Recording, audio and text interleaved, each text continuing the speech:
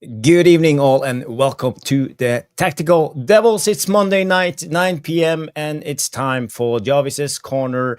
With me tonight, I will have Stu Woolley, and we have a special guest, Callum Stone, coming on the show. A lot of people tuned in already. Good to see. I see Gas Elliott in the chat and Johnny Kermode. And other peoples are coming over. Tonight we're going to talk about the latest when it comes to Marcus Rashford.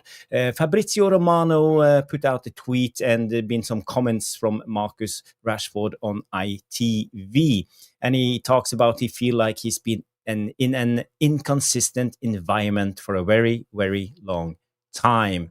So it's hard to be consistent. We will talk about why is that. Is there something wrong with Man United? Is there something wrong with Marcus Rashford, or is it a little bit in between? We will have a debate, and we will cover the latest. We will talk about the midfield. What type of midfielder do we need? Do we need Elliot Anderson, Baleba, Adam Wharton, Joby Bellingham? There's also been talk about Ruben Neves. A lot of players are potentially linked to Man United. We will also talk about the future of Kobe Mainoo. Should he be patient? Should he wait for his time? Or should he force a loan deal in the January window? Also some updates on Turkey Al Sheikh and the transfer business. And we will talk about the usual when it comes to Jarvis's Corner. And at the end, we will do a Q&A. So guys, girls, if you haven't, smash the like. If this is your first time, subscribe to the channel. And we will be back after the intro. So see you in a second.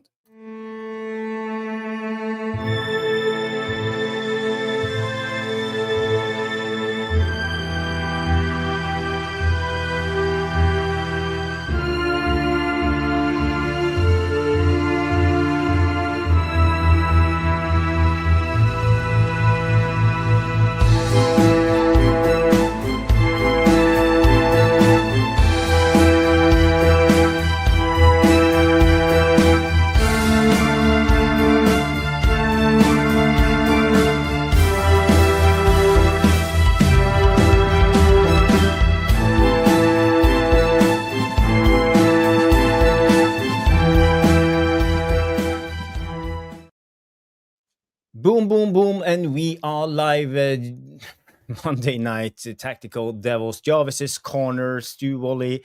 He promised you he'll be back. I'll be back, he said on the last show, wearing those glasses. You are on mute, Mr. Woolley. Well, I had to go on mute because I'd spilt juice everywhere, which isn't very good. But Catherine, no nonsense, McDade, straight with the chat. Jarvis and Stu, please don't want those silly glasses. I mean, how can you not, when you look this cool, not wear them? So, exactly. Just for you, Catherine, no nonsense, McDade. We love you loads. Yes. Evening all. Callum, welcome, buddy. I'll do. How are you doing? Welcome. We're good. How are you? Yeah, I'm very good. Always a pleasure to be on any kind of show with yourself, Jarvis, and you, Stu. First time on here, though. Been a long time coming, I think. Oh, definitely. Yeah, definitely. We're delighted to have you, buddy. Absolutely delighted to have you. 100%. Before we start, the Devilish Tacticos, big congratulations to Cal. He's actually getting married December time. So many congratulations from me and my family towards you, old friend. And I'm sure the Devilish Tacticos will welcome. A wedding to come and a half marathon run yesterday. So it's been a bit of a while. I've forgotten about that. Yeah. How'd you get on? Wow. 2 hours 13 I did. Nice. I messed up the start. Went too slow at the start, but I'm going to do another one hopefully early next year and try and beat the time, I think. That's absolutely terrific. That is. I couldn't run anywhere near a half marathon, so credit where credit's due. 10K is about my limit. Six and a bit. It was tough. It just made me realise a full marathon is a no chance. I don't think I could ever do that. Limping over the finish line. 2 hours and 20 minutes, 25. 2 hours 13. It was 13. Well, that's really good. That's really good. And have you ever ran a marathon before? No, never. Never. So the half was very much a first time for me. A nice run in the end. To be fair, going around Manchester, my home city, and seeing all the things that I knew were there anyway. But it was nice to see the crowds and things, so it was great. Very much enjoyed it. It's. I'm sorry about that, gentlemen. Oh, are you calling? Well, look, calling me. Come on, I don't go around calling people. They call me. See you. Guys, girls, I just want to shout out everybody who's tuned in already. 75 people watching, 65 on YouTube already. People, please do us a favor and smash the like. But first of all, I want to thank Noradine for the United Wheel Therapy raid. Yes. And I also read in the chat there's some terrible news. You know, this is a community channel. We take care of each other, and I see there's been something happening to Alien Tenno's wife. So you know, our love goes out to you, Peter, and I hope you will come through this tough time. You know, so everybody give Alien Tenno a love heart in the chat. You know, I will send you a message later, buddy. I hope you are okay. We will. Sorry, Josh. Do we know what's happened to Pete's? Do we know what's happened to Pete's wife? Or? As someone said in the chat, she's passed away. So. Oh fuck! I'm sorry. I was looking for it and I couldn't see it. Yeah. So everybody send your love to Peter, and I hope you will be okay, buddy. I hope you really will be okay. I know it's super tough for you. So. Sorry, Pete. There's not much to say when it comes to something like this. It's always a tragedy when things like this happens. But at least we send you all our love and hope things will be better. Okay, so we have to go on with the show. It's always like the show must move on. Yeah. So let's get into it. So first of all, Stu. Did you read the latest tweet from ITV and according to Rashford when it came to his comments about inconsistency? You know, the tweet is as follows. Let me just share it for you guys so everybody can read it. Here we go. So Fabrizio Romano came out with this, and it says, Marcus Rashford, I feel like I've been in an inconsistent environment for a very, very long time. So it's even more difficult to be consistent. And I think consistency is what I need to bring into my game. And yeah, I'm looking to do that, he told ITV. So I don't know, Stu, how do you interpret this comment? Is it a dig on Man United, or is it him actually finally growing up and understanding he needs to start putting in consistent performances? You know, this is this is one of the things that grinds my gears about professional footballers, lads. And you know, we've all been through really hard times in our lives. Pete's going through a traumatic experience right now, which I could, you know, I remember when my father passed away, and you know, it was awful for me. You know, my heart goes out to Pete, and I read stuff like that, and I understand that people's lives have to go on. I understand there's people's lives prior to this happening, and people's lives after. But we've always said, all of us, the Devilish Tacticos, all of us, the drama that surrounds football is so devoid of reality. Everything is devoid of reality. And when you actually walk down the street and you see people, and they might be smiling, and they might be laughing, but you don't know what's happening inside them. They could be broken inside. And, you know, Rashford has been asked the question, and he's answered the question. And the question is, you know, where's been the issue with your form? And I think, cheers, Trevor. I really appreciate that, man. Thank you. When he was asked a question, you've got to answer that question. And he's answered that, what he believes to be the correct answer. And Manchester United has been in absolute turmoil for years as a club. It's been run by morons. It's been managed by some of the greatest managers to manage a game in football, but they've been bestowed with players that haven't been bothered.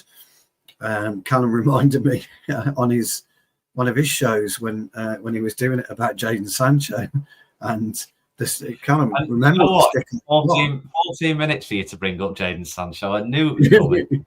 yeah, but you knew the stick I got, didn't you? For when I mentioned that, and you know, right, but but it was just one of those things, and so it's terrible to hear what Rashford thinks, but he's the one player that could have dealt with it, and he's the one player that could have removed all the uncertainty about the club and performed regularly. Now, look, we play football. All of us. We pull out the pegs. Jarvis just recently pulled them out. They went straight back into retirement. Cal, I don't know if you saw that. Retired officially. He come out of retirement after 12 years and re-retired straight away. which I'm not doing that again, which is great. But we all, view football as our own responsibility. You're the player on there. So I kind of can see what he's saying. But again, Jarvis, they're so devoid of reality, footballers, and I'm feeling a little bit solemn right now because Pete's a great bloke, and I'm so sorry, Pete, if you listen, to this podcast or you do watch at some point in the coming weeks or days. I'm so sorry for you, mate. So I struggle with those at the best of time, Jarvis, as you well know. But tonight's even probably worse. So, yeah. Yes, it's tough times. As I said, we are a community, so we all have loved ones that that's passed away, and we know how it feels, and but it's always a tough situation, and I'm actually I don't know what to say. It's just tough. But it's nice of you to address it, Stu, and all the kind words. So I hope Alien Peter is feeling better now, or coping with this. It's a tough situation. Trey Wade also comes in and say lovely words, Stu. So yeah. But as I said, we need to go back to football. We have a show to do. We can talk a little bit more about it at the end of the show. I feel I just need to let it sink a little bit because it's kind of a shock. But the thing is, this Rashford comment. I wanna ask Callum, what's your thoughts on the latest with Rashford? There's also been other comments going to ITV. I saw just recently, a couple of minutes ago, an update came from Fabrizio where Rashford is clarifying when he talks about consistency. But first of all, what's your initial thoughts when you read the comments from Rashford? I mean, I think there's a lot of concepts that needs to be had around Rashford as well. Like the stick he's had and the abuse he's received has just been ridiculous over the last probably 5 years. I think mainly ever since he started the sort of poverty campaign, and it kind of got worse from a lot of the right-wing press in the UK. And you saw that with the abuse he received. I think it was just him and LeBron James who were the most abused athletes in the world at the time. There's also a context to be had that you need to remember Marcus Rashford is a Mancunian lad. He's a Man United fan. So first and foremost, he's probably speaking as a fan. There's also something that is a caveat to say that Rashford isn't perfect, and a lot of the things that probably went wrong for him, he wasn't completely innocent in.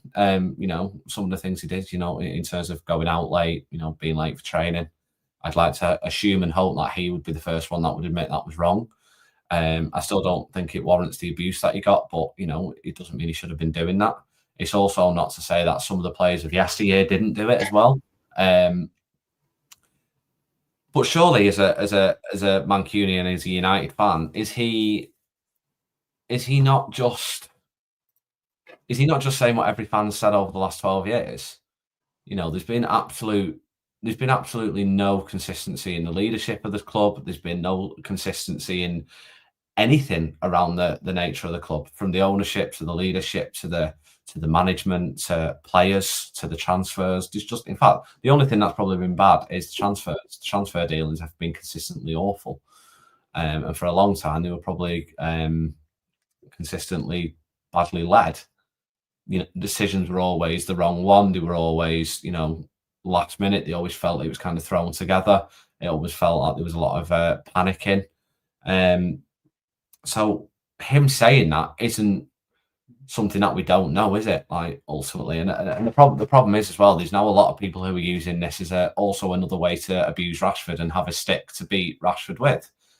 When realistically, we all know it's the case. There's been no consistency at the club. There's been no real leadership at the club and real consistency at the club to allow players, to allow management, to allow the club to thrive for the size of what it is. Rashford coming out and saying this ultimately is just a case of him going, yeah, the club's not being good. It's not been consistent, and it doesn't help. It doesn't help with performances. And again, I'll go back. He's not completely blameless, of course, but I think the times when he did perform at his best was probably when there was an element of stronger leadership. Ten Hag's first season, where the club was riding high. We felt like we had a long-term, good, pragmatic, good manager. When we had Solskjaer, it was kind of a case of everything was running okay. Solskjaer had everything at the heartbeat of what he wanted to do at the club going forward. He played a way that fans enjoyed, I think. And that was when Rashford played well as well. When there was consistency, he played well. When there was a bit of toxicity, when there was abuse, when there was issues, that's when he wasn't great. So I don't think he's saying anything out of the ordinary. And to be honest, it's a damn shame that he's currently playing for Barcelona, because it's not as if we have a manager at the moment that's absolutely flying high. And we've seen, and I know we're coming on to Mainoo later, but we're losing academy graduates who are being lined up by the likes of Real Madrid, Barcelona, Bayern Munich, Chelsea, Man City, Arsenal, Liverpool, all the big clubs around the world, and all the good clubs around the world, I should say, are looking at our academy graduates, but apparently they're not good enough for us, despite us being utterly dreadful. I mean, it beggars belief that what's going on around the club, and people are using that quote to beat Rashford with. He's saying nothing short of complete truth.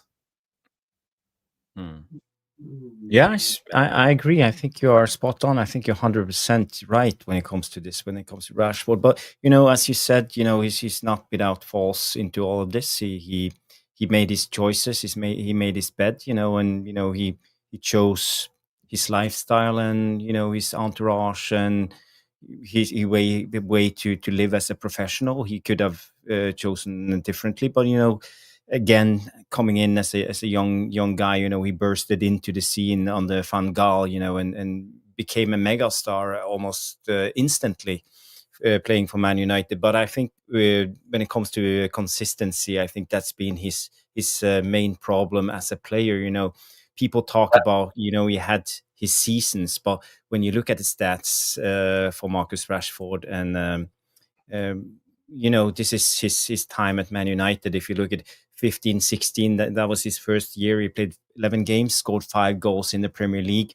Next season 2 syndrome, 5 goals in 32 games. That was the first season under Jose Mourinho. He struggled second season under Mourinho, but then finally things started to be a little bit better. He scored 10 goals in 18-19, 17 goals in 19-20. But again, I think he was inconsistent. He had his patches. But I would say as a player, he never had one big season where he scored a lot of goals. It was always like patches, 3 months, 4 months, and he fell off again. So I think that's Marcus Rashford's problem. I don't know, Stu, what's your thoughts, or Callum? Look, when you look at strikers, did we really put Rashford as a number 9? I don't think so. Did we put him as a winger? I don't think so. He became this hybrid player, which we don't like. None of us on this panel like a hybrid player. We like a natural position player. So if you were to measure him up against Ruud van Nistelrooy, I'm just using Ruud. Yeah, I'm just using Ruud as an example. It's never going to stack, is he? He just isn't going to stack. There's not many strikers in the Premier League that match to Ruud van Nistelrooy in the time that he was there. Callum's right. You're right, Jarvis. And I'm right. We're all right, actually, because we're all kind of come to the same conclusion, but got there in a different way, as we always do. And that conclusion for me was, for me, consistency is a big problem.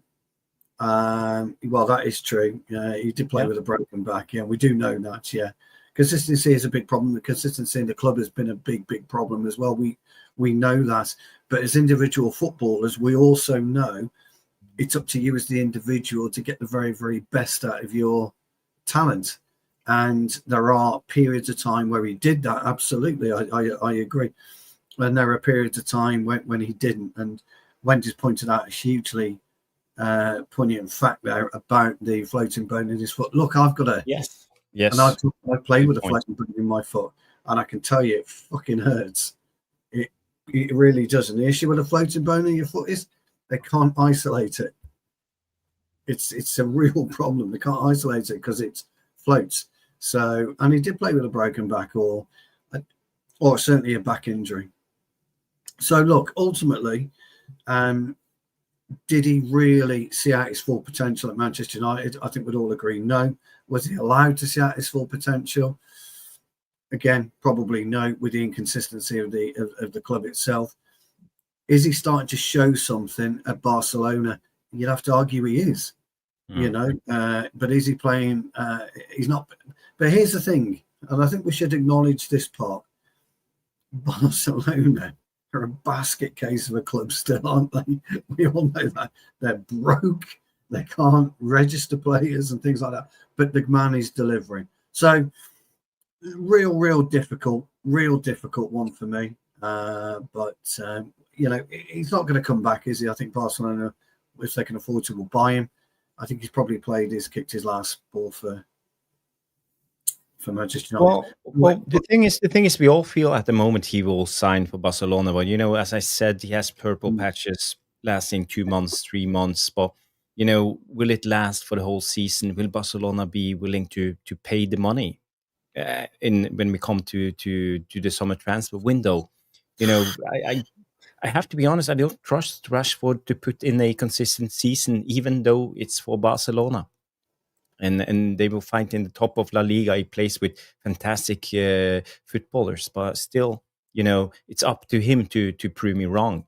And also, as I said, I'm trying to be a little bit of the devil's advocate into all of this. Absolutely. But I think it's important to have the debate. Marcus Rashford, he made his choices. Going injured to the was it the Euros or the World Cup? He could have said no, but he played nevertheless, and the injury got worse. It's up to him. He's an adult. He's a grown man. He can make his own choices. So we can sit here and play the world's smallest violin and feel sorry for him, but again, it's a lot of his choices leading him to where he is today. There's 2 points to be made about Rashford. Those stats that he brought up before, Jarvis, they were Premier League only, and in the seasons that he didn't get as many goals as you said, there wasn't a single player in the team who performed. They were the seasons where the manager got sacked most of the time. There wasn't a single player that performed. So pinpointing that on Rashford, I think, is unfair, and I think it again brings needless abuse to a player that didn't deserve it, because quite frankly, they were all useless in those seasons, right? Yeah. The season that he scored 17 goals in the Premier League, he actually scored 30 goals in all competitions. I think that was the first time since Van Persie in a decade. How many United players in the history of United have scored 30 goals? There's not that many, And the thing with the attitude really does my head in that, and I think there's a particular narrative around that I won't go into, but there's a narrative that he had a bad attitude, right? Well, Paul Scholes used to come to training late. I think Roy Keane famously did it once in the 90s. Gary Neville did it. These players didn't have bad attitudes ever. They were just they were in a different team in a different time. Yeah. When Rashford did it, it was constantly focused on. I think he did it twice. I think Paul Scholes refused to play once because it was the League Cup, and Ferguson banned him for a game and suspended him. He did. That's true. That's true. Paul Scholes. Yeah, people forget these things, but just constantly go on at Rashford. Wendy's point there in that comment was perfect. He had a bad attitude. Well, he didn't when he had a broken back and played for us all season to help us. When he scored those 30 goals, I may add, he had a very injured back that season. Did he have a bad attitude then? No. He was he was unfortunately someone who spoke out against a government who was awful. He spoke out against a fan channel that were damn right awful. Yeah, he did.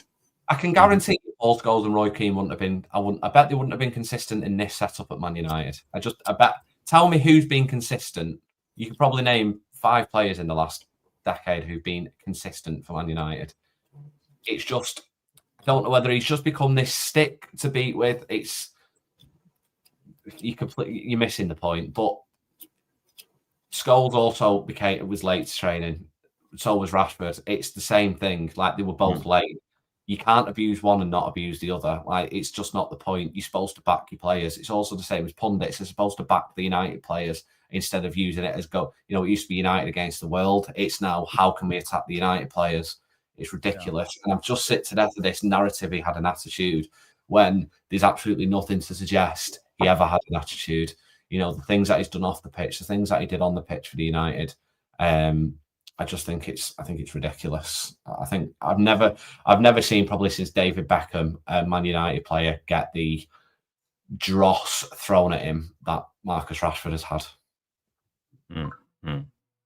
Well, he's not alone. There's a lot of Man United players, and a lot of players have been targeted, by the fan base, by the British media, by pundits, all the time. And okay, Marcus Rashford got a lot of stick, but we have players like throw out the name Maguire, for example. But now most of us have a lot of admiration for Maguire for the way he handled the abuse. Yes, a lot of people took it too far. But even though he came back and actually played an important role and proved us all wrong, showing a fantastic attitude. I can't see Marcus Rashford again playing the devil's advocate. I can't see Marcus Rashford. We have been doing this. Well, we don't know how, if, when he's going to come back, do we? He may well have kicked his last ball for the club. He may not have kicked his last ball for the club. We don't know. And the beauty about football is opinion. And here's the thing about opinion, guys. It's never wrong. Nope. It really isn't. Whether it's your opinion is never wrong. Yeah, well, that's right, because it's everyone's opinion. So a difficult one, but yeah. And Grace Sheridan has come in, as always. Callum, Grace is a huge supporter of us. She gives us a super chat pretty much every show. We're so very, very grateful. For a small channel, it's absolutely brilliant. So Grace is going to get these shades. I was considering getting the I still can't remember her name. But anyway, Grace is going to get I'll put on the red ones. You're going to put the red ones on, and I think we should cover your ears, Callum, because it's quite loud. She's going to get the super chat with the drums. With the drums, yeah. I like a snowball from you.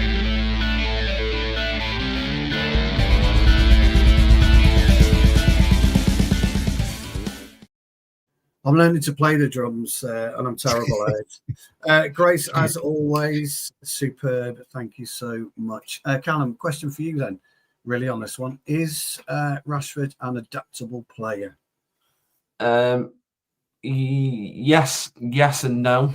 I think he's shown it in spurts. Like, he played on the left wing, the right wing, and up front for United. I think his best position was probably the left.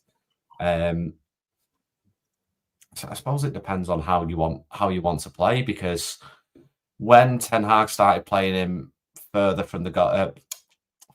from the goal, sort of getting the ball halfway line and running forward, it kind of didn't it didn't work for a long period of time, and I think it's shown that he was adaptable, but only in certain contexts. I think it took him a while as well. He was good at number 9 for a little bit when he was younger, and then I think he kind of adapted to the left. And then when he wanted to go back to the 9, it didn't work. I think on the wing, yes, he was probably adaptable, but I think as time went on, I think he found his best position, and I think he found a position that he could operate best in, which was the left. And it kind of halted his adaptability, I think. But again, I think that comes with the management and probably his own training and his own ability to adapt to the new managers and all that. Because we saw with Ten Hag first season when it was like 30 goals, and then he started operating him from 30, 40 yards from the edge of the goal area. I think he was our best striker of the ball and was never anywhere near the goal, which is why he wasn't scoring as much. Yes and no, I think is the best answer to that one. I think it depends on the context. It depends who we were playing. I think it depends on what side of the pitch he was playing. But I think as he got older, I think he very much had one spot on the pitch, and that was the left. Yeah. Grace, once again, you're an absolute legend, my darling. That's answered your question. Oh, she's done it again, Jarvis. No, she has. She's done it again. Oh, Gracie. Thank you. Thank you, Grace. I'll tell you what, Jarvis. Grace gets the Armanis. Oh. Bring out the Armanis. I'm pulling out the big guns for Grace this time. Here we go. Look at these absolute pearlers. Look at these beauties. Ooh. Look at these. Come on, Jarvis. What are you going to pick this time, then, mate? I don't have a lot of selection. I can do the round. You can't go red again. No, so you're going to have to give her the trumpet this time. The trumpet one. Come on. Trumpet. Yeah, she's got to have the one. Okay. 2 seconds. Let me play the trumpet.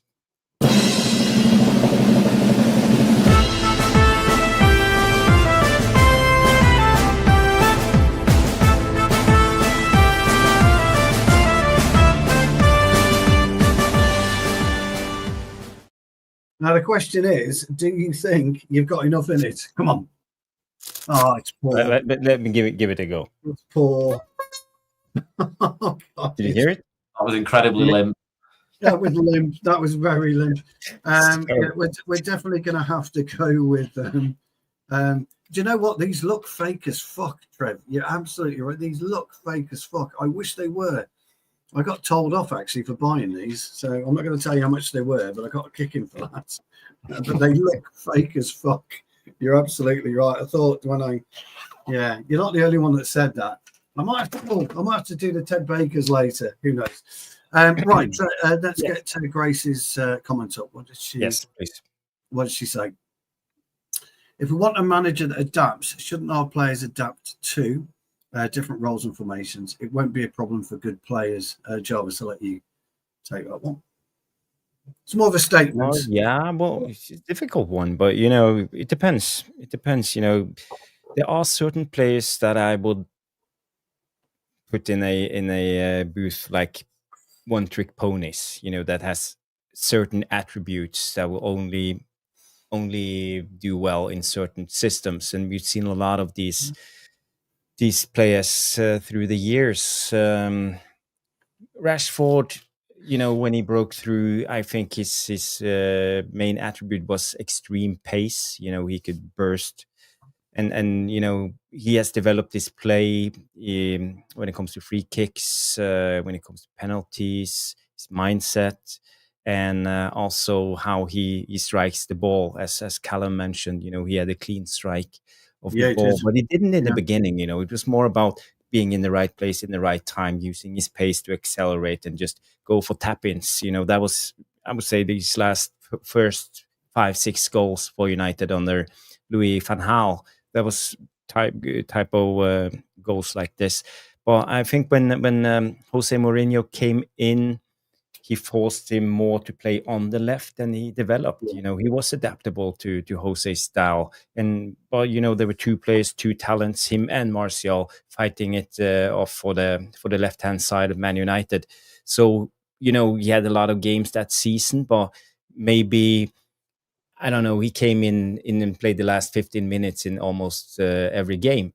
So again, player under development. So I don't know if this super chat is directed to Rashford, but I feel a lot of players. Yeah, I'm reading the comments on my phone, and Trev said it looked like I was falling asleep. Well, Cal, can I just say, if you've been rinsed by Trevor Wade, you've made it. So congratulations. There's been some great comments on. I don't have any Tommy Hilfiger glasses, but I do need to buy some. Those ones were Armani. What else have we got? Pete, great to see you in the chat, mate. I mean, absolutely wonderful to see you in the chat, fella. Guys, just to wrap up this Rashford debate, it's not a question about Rashford. It's more general. But is Rashford proof that we're as a fan base too hard on our players? You know, because we have seen it latest with Højlund, I would say, doing excellent at the Danish national team and Napoli. Are we actually too hard on the players? Is that what's hindering their development to become the superstars that they are? I don't think people are harsh. I think people are. Sorry, I think some people are toxic. I think there's a difference. I don't think there's anything wrong with criticizing. Yeah. But there is an element of toxicity in the fan base. Stu, you very much know my thoughts on this. I do. But there is, and I'm sure you are aware, Jarvis, there's very much an element of toxicity. And I think there has been for a long time, and I think it stems from a particular individual. Look, don't get me wrong, there's many others as well, but it stems from that. And I think when people act like that, it means other people think that's okay to act like that. And there's an element of toxicity within the fan base. I don't think it seeps through to the stadium. 99% of the time, the stadium is very supportive. It backs the players. It very much backs the manager. Sometimes when you maybe even think that they don't deserve it, but they always will do. I think online can be a very different story. You would never sort of negate the two to be the same thing. I think a lot of the time, you very much wouldn't put them anywhere close to each other. I think online debates and online narratives are very different to what you see in the stadium and the sort of around the stadium on match days. Look, there's also an element as well of, like you mentioned, Højlund there, Jarvis. Højlund had 2 years and he was okay in the first season. He had to kick on a little bit, don't get me wrong, and there's also an element of, there was still inconsistency, all that. But if you watched Højlund, he never looked at the ball. He never wanted the ball. He was so much more interested in the defender behind him. And the defender knew what he was going to do. All he wanted to do was back into the defender and wrestle the defender behind him. And it was infuriating to watch sometimes. Like, genuinely, I just found myself watching him sometimes going, what are you doing? The ball's there. Go get the ball. It was infuriating to watch. Sometimes it's okay to say, okay, he wasn't good enough for Man United. Sometimes that is okay. Sometimes it's okay to go, he didn't have the mentality to play for United. I'm not saying, and no disrespect to Napoli, because they are a genuinely massive club. They are a huge club around the world. But I think these particular clubs around the world, your Man United, Man United have been rubbish for a long time now, but Man United have still very much got that Real Madrid, Barcelona-esque pull about them. They are still one of the top 3 or 4 biggest clubs in the world. And I think they always will be, just given the history, given the stature, everything else, right? The problem is, you can go elsewhere and there can be an environment around you that just really helps you thrive. Napoli have just come off winning the Italian league. Scudetto. Scudetto. You have to say it like this. Scudetto. McTominay got nominated for the Ballon d'Or, for goodness sake. He did. The environment, I think, is a lot in football, and it really does help a player. And we go back to the Rashford inconsistency thing. It isn't just Rashford that applies to. It applies to everybody. And ultimately as well, Højlund might not have been good enough for United at the time, but he seems to be doing really well in Italy, and that's a good thing. Like, well done to him, fair play. But it's also true that he wasn't good enough at United.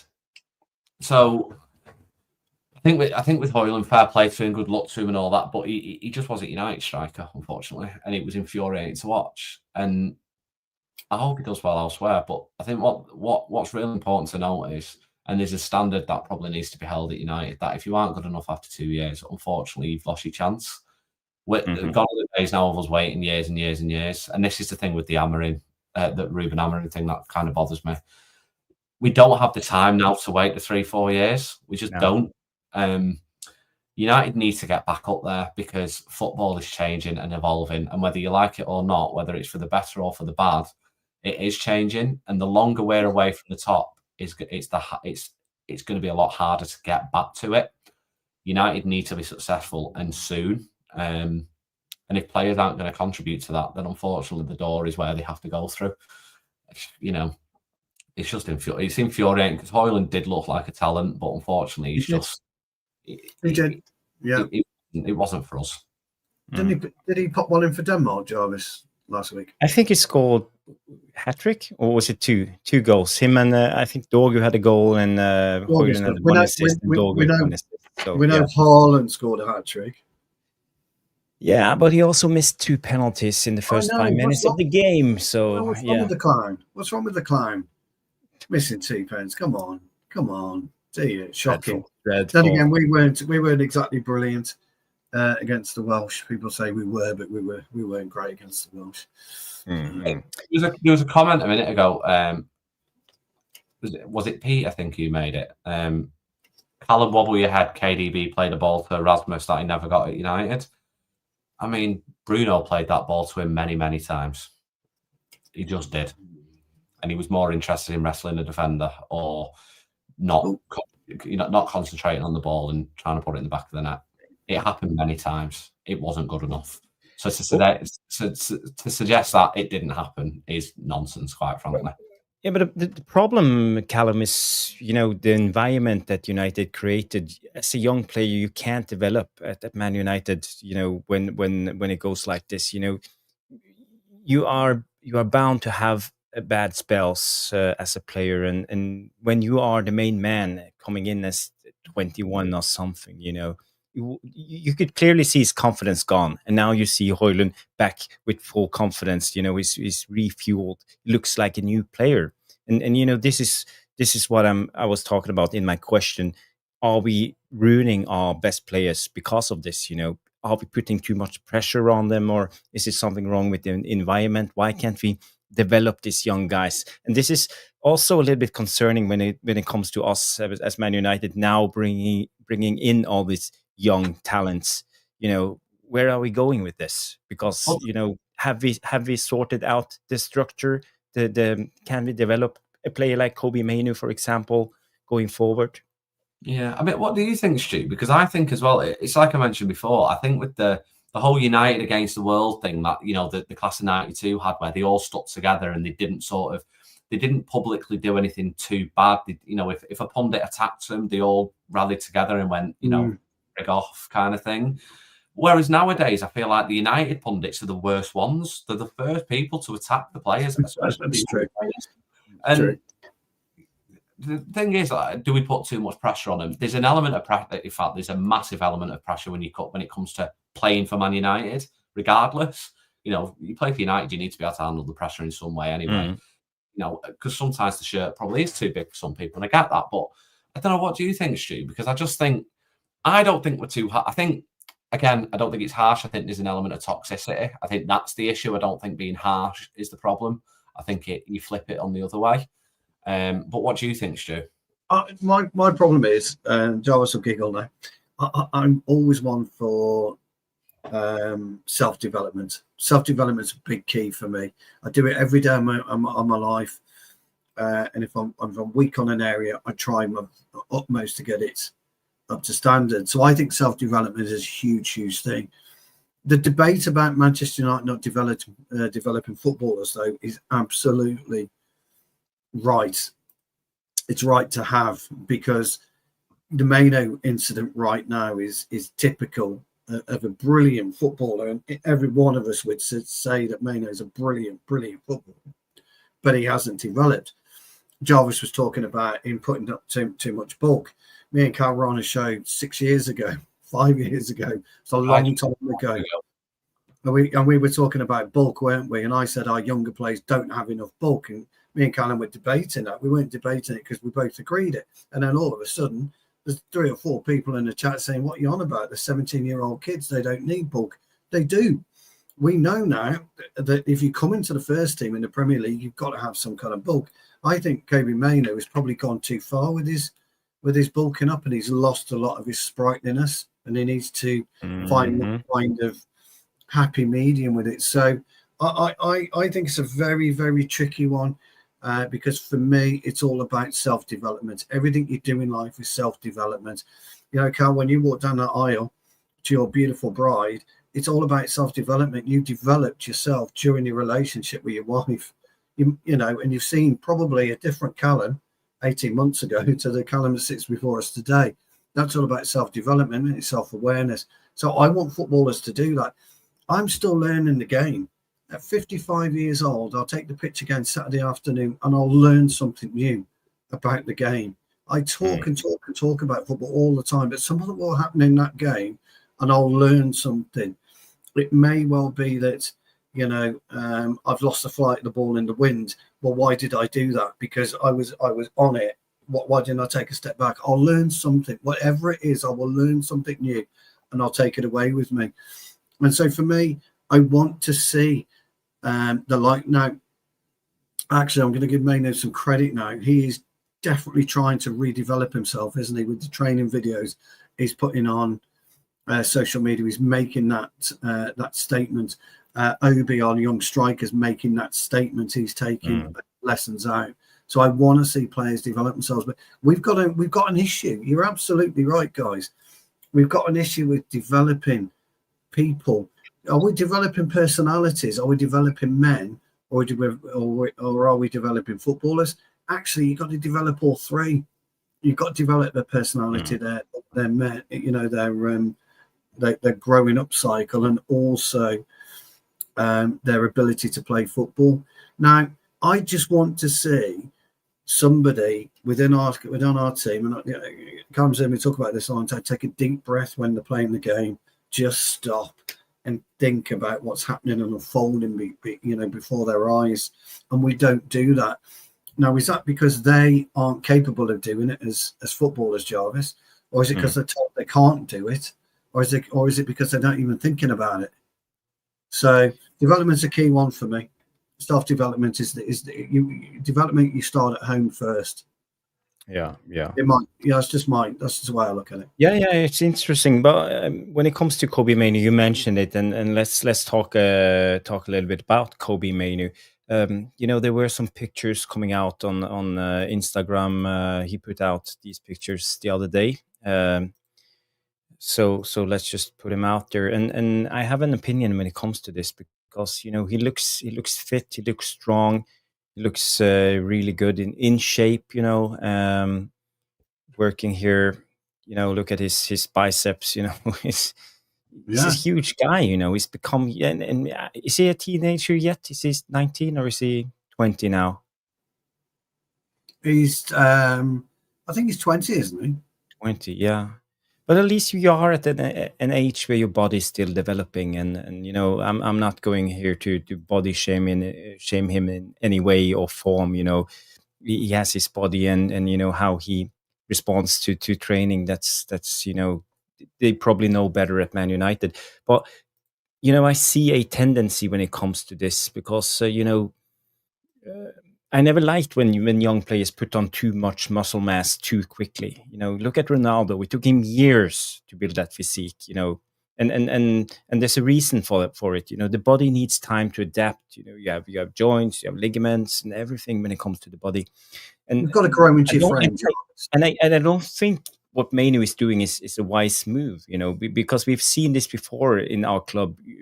Rashford lost his yard of pace, his sharpness when he bulked up. Same with Lukaku. You know, when he came from Inter, he was slim.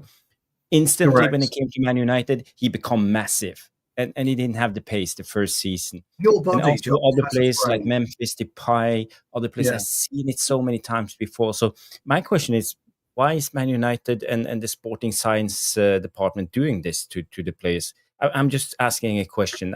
I don't know enough about this, but anyway, Your do you body have has some a frame. insight, Callum? Your body has a Most you? frame. Okay. Yeah, your body has a frame, and you build yourself into your frame. Now, Callum goes to the gym. Jarvis, you may go to the gym. I go to the gym, but I don't go to the gym to bulk up. I go to the gym to play football and continue to play football. So I'm doing the different things. Callum might go to the gym and bulk up. So I might be working on his arms, might be working on his chest, might be working on his stamina, but whatever. I think we'll go and do that. But a footballer who is too big can't cope with the stress. And you're absolutely right. You get injuries. The bigger you are, and you're growing your frame rather than growing into your frame, that's where injuries occur. It's true. Now, Adama Traore, But not just injuries. It's about agility. It's about pace. Yes, but Adama Traore, he doesn't go to the gym. He's naturally that way. Yes, he goes to the gym to keep his body. Sorry, call bullshit on that. He must go to the gym. No, he reckons he doesn't. Yeah, he reckons he I doesn't. The interview said, "Oh no, I've never lifted a weight in my life." Stop talking baby oil. garbage. He has. Arms are like that. Yeah, I know. I mean, he's absolutely huge, but he's capable, isn't he, of utilizing his frame, and he's quick and he's rapid. He's utilized his frame. Now, when you look at who was the ex-Wickham striker? The big Wickham striker. Yeah, him. Now, Troy Deeney? No, not Troy Deeney. Jarvis. It's Akinfenwa. Akinfenwa, that's it. Yeah. Now, he again claims he doesn't go to the gym or anything like that, but you can tell he does. But he's obviously was born stocky, so again he's able to utilize that. But Mainoo was born skinny, so you're putting a lot of strain and tension on your body and your legs, and particularly your knees, when you're adding upper body strength and weight to a slimmer body. So I'll just start mentioning that. No. But you are right. Do you have anything to add when it comes to this? I'll be honest. I mean, I don't think he looks bulky or anything. I think we've got to remember, we first started watching Mainoo in the senior squad when he was 18 years old after playing, youth football or, under 21s or under 23s, I suppose it is now. But I mean, ultimately, he's naturally going to start growing into being more of an adult, physique, I suppose. And when he's going to start playing senior football with grown men every week, he's naturally going to have to put some muscle on. I don't particularly think Mainoo's been bad when he's played either. I mean, I don't quite understand. He's just got a bit bigger. Like, he's got musclier, but naturally that would happen as you grow older and become older and start playing senior football. I don't think it's done anything to his performance. I don't think he's played worse. I don't think he's. I mean, how can he play worse? The manager isn't playing him. Like, astonishingly, he isn't playing him. But I don't think he's done anything wrong. I don't think his physique has changed to a point where I'd be worried or alarmed. I don't think there's anything wrong really anywhere. I think naturally it's just gonna. He is going to get bigger. He's going to get more a physical presence just because of naturally he's growing into more of an adult and he's playing. He's regularly playing against other adults every week rather than 17. But Callum, do you see Kobe's game slowing a little bit down? Do you feel he's as agile as he was like a year ago or 2 years ago when he first burst into the scene? I think I'd probably say he is, but I won't say no or yes because I don't think we've seen enough of him since this sort of physique change, so to speak. Okay. We've just barely seen him play this season. I mean, we saw him play against Grimsby. We've seen him play sort of 5, 6, 7 to 15 minutes, I think, every now and then, because for some reason the manager seems to prefer Manuel Ugarte. I think it's unfair. I think it's unfair. Not saying you are saying this either, Jarvis. I'm just saying I think it's unfair to judge that his game slowed down or he's not as agile, because we just haven't seen enough of him this season. And I think the problem with that is, and I think the frustration for so many fans is, the players that are playing aren't playing well. The results aren't any good. And yet he still can't get a look in. For me, if your system can't accommodate a talent as good as Kobe Mainoo, then your system isn't worth backing, I think. So, yeah. You're right. You're right. Yeah, but I don't understand how you can't have such a good young talent in your first 11. You could kind of excuse it if we were playing well and if we were winning games, but we aren't. But we're not, yeah. You know, when he asked for a loan, the clubs that were linked to Kobe Mainoo spoke for itself. There was the big, you know, it wasn't your likes of Everton, no disrespect, but it wasn't your likes of Everton and Newcastle's. It was your Bayern Munich's and PSG's and Real Madrid's that were like, oh, okay, that was who he was linked with. And if your system that has basically been relegation form since you came in November last year can't accommodate a talent like that, then is your system that good? Because the results are suggesting it isn't. Yeah. So would you advocate then maybe going back to the old reserve system rather than the under 18s and under 21s, and maybe trying to go back and having a reserve Premier League, that type of thing? Or would you think Kobe needs a loan? No, I don't think Kobe needs a loan. I think he needs to be played. I genuinely don't. I think loaning him out would be stupid. I think he needs to play for Man United. Yeah, we're on the same page on that. Me and Jarvis, we agree he should play. Jarvis has been calling it for a while, haven't you, pal? Say again. You've been calling for Kobe.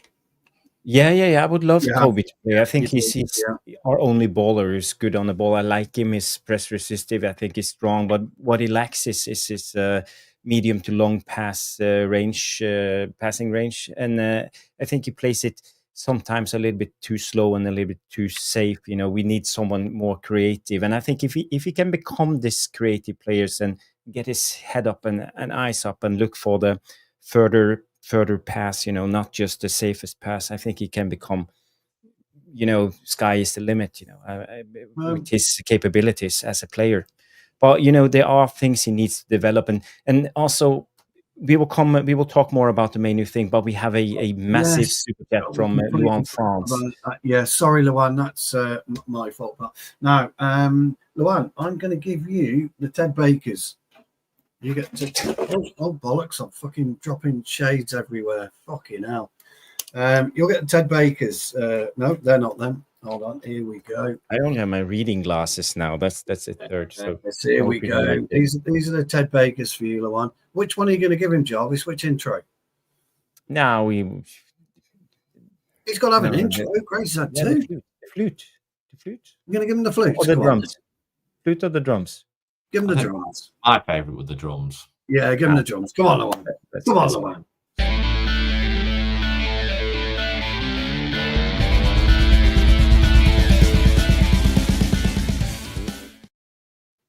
Yeah, still not very good at playing the drums, Luan, but I am trying. You get the Ted Bakers.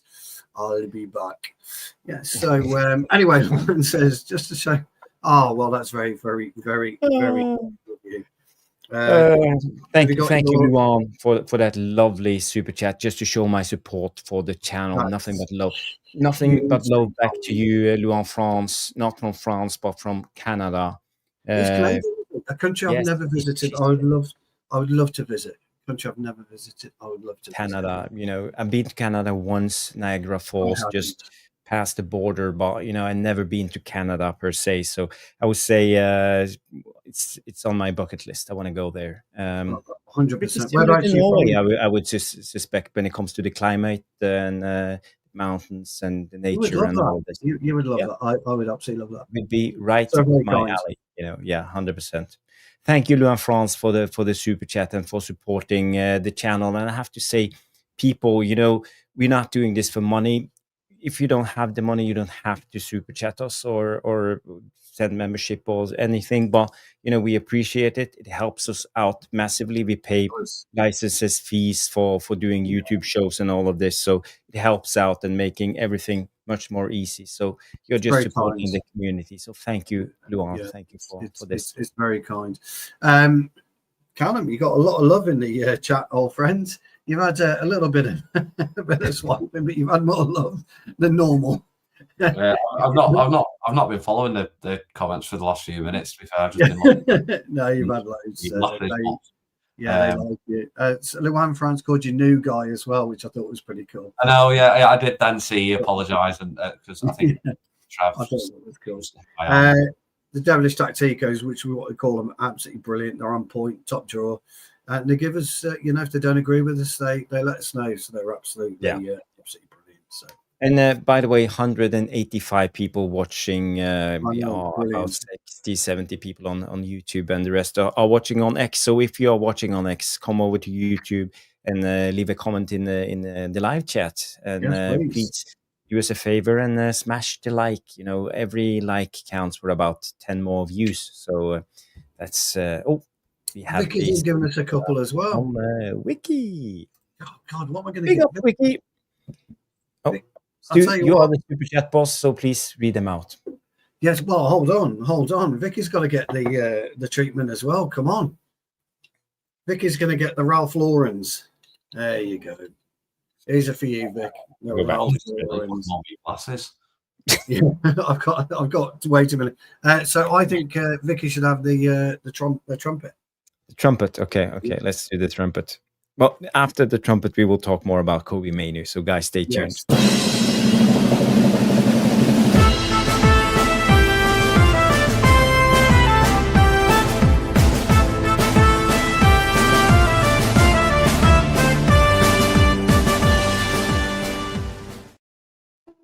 Cheers, Vicky, my darling. Thank you so much. Thank you for tuning in. You don't normally tune in on a Monday.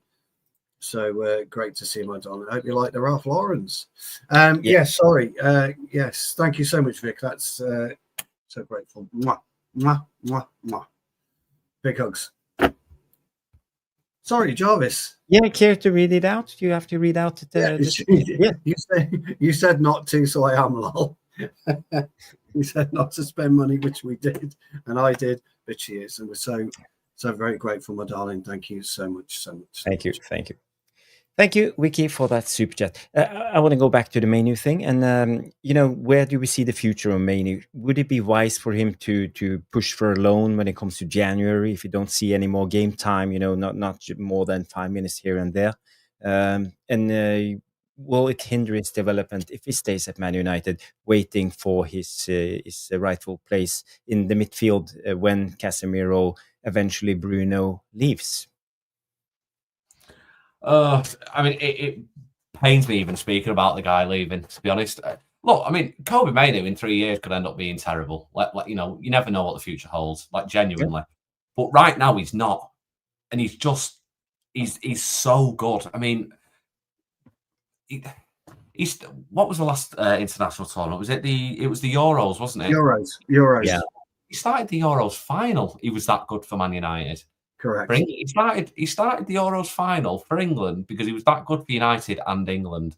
And you're now telling me he can't get in the starting 11 of a team that are just, I think I've got 37 points in 34 games under Amorim. It's nonsense. It's just bizarre. And look, appreciate it. Casemiro's still got a bit about him. I get it. He's also probably got a year left on his contract and he'll be gone next summer. So fine, you can understand that. Yes. But when you're seeing the likes of Ugarte playing over him, who, let's face it, hasn't been great for Man United. He just hasn't been, has he? I think he had a 2-month run in his first season where he was like, actually, yeah, he does a job. Yeah. But the job that Ugarte does well isn't in, one, this system, and two, I don't think it was even in Ten Hag's whatever he wanted to play. The Ugarte signing just baffled me beyond belief from the get-go. And I wrote on my blog when I could be bothered writing, but if we judge Ugarte for the player he is, will like him. But if he keeps getting used for something that he isn't, then he's going to get, not abused, sorry, but he's going to get criticised because he's being criticised on something he isn't. Yeah. And it's not fair. But he isn't better than Mainoo. He just isn't better than Mainoo, yet he's being consistently used instead of him. And the thing that probably bothers Mainoo is the fact that he's not getting a look in over the likes of Ugarte when the team is not getting the results. So he's probably looking going, how the hell do I get in this team if we're doing so badly? And when the manager then says he's facing competition for Bruno, who I think has missed games since he joined and it was through suspension, you know, what's he going to think? He's just going to be like, well, there's no future for me here under this manager. And I don't think he wants to leave, but I think he's thinking, I'll go out alone, go do really well. And then when the inevitable probably happens and the manager ends up getting sacked, I'll come back and get used properly. I genuinely think that's what's going to happen because, and to be honest, I hope I'm wrong. I always want the manager of Man United to do well. I'm not the manager supporter. I'm Man United supporter. If I don't think the manager's good enough now, but in a year's time he's going to win every game, great. I was wrong. United now win a game. Brilliant. Yeah. That's what I'm bothered about. But the manager's not giving me enough to back right now. And when we're also potentially losing talents, it becomes a problem. Yeah. Nordin, do you care to share your thoughts? Welcome to the Tactical Devils. Thank you for the raid. But what's your thoughts when it comes to Mainoo? What should he do for his own development, and what should Man United do going forward? As I said, should he try to force a loan deal in January? Should he just stay in his place, try to develop by just in training or going to the gym, or what's the options for a young guy like Kobe Mainoo? Yeah, I said Manchester United it's not stable enough. And then you got, obviously, I know you were talking about Rashford before. I was making food and listening to you lot. I had the laptop over there listening to what you were discussing. So you got you got Rashford saying inconsistent. Say what you want to say about Rashford personally, and I think three, four, five things can be true at the same time. Rashford was walking around towards the later years his Manchester United career, which is a disgrace to the shirt. That can be true, but also he was never ever developed properly. Neither was Martial, because you can't hire Van Gaal and then get Jose, who doesn't believe in young players, who wanted to buy William and all these other players and was just using them. So at the end of the day, last December, I made a video while I was away on work bonding trip, and we were in, where was I? Yeah, Buxton, somewhere near Buxton. It was proper snowy. And I made a video just going out for a nice little walk in the country. And I said Kobe Mainoo should leave Manchester United. The reason why I said that is I'm not player FC or anything like that. I've just seen this. I think this could go wrong. I saw him play to death by Ten Hag. And we all know there's been a formula at Manchester United how to develop young players. The Busby Babes, class of 92. You take them, you bring them in, you take them out of the limelight, you bring them back in. They work on aspects of their game, and that's how you improve. And you don't put a lot of pressure on them. So at the end of the day, Manchester United are not stable enough to be able to develop talent like Kobe Mainoo. But I think I heard everything. I agree, and I agree specifically what you said, bro. That this is the shittest Manchester United team in the last 13 years, and one of the best talents we produced from our academy can't get in it. No, I'm sorry. This is the shittest Manchester United team. That the facts speak for themselves. They finished 15th last season, and he can't get in it. So at the end of it, that's why I say I'm not. Should he sit down and work harder, or should he just? No, and I think that's what he's doing. I think that's what he's doing. I really think that's what he's doing. Yeah, I really think that's what he's doing.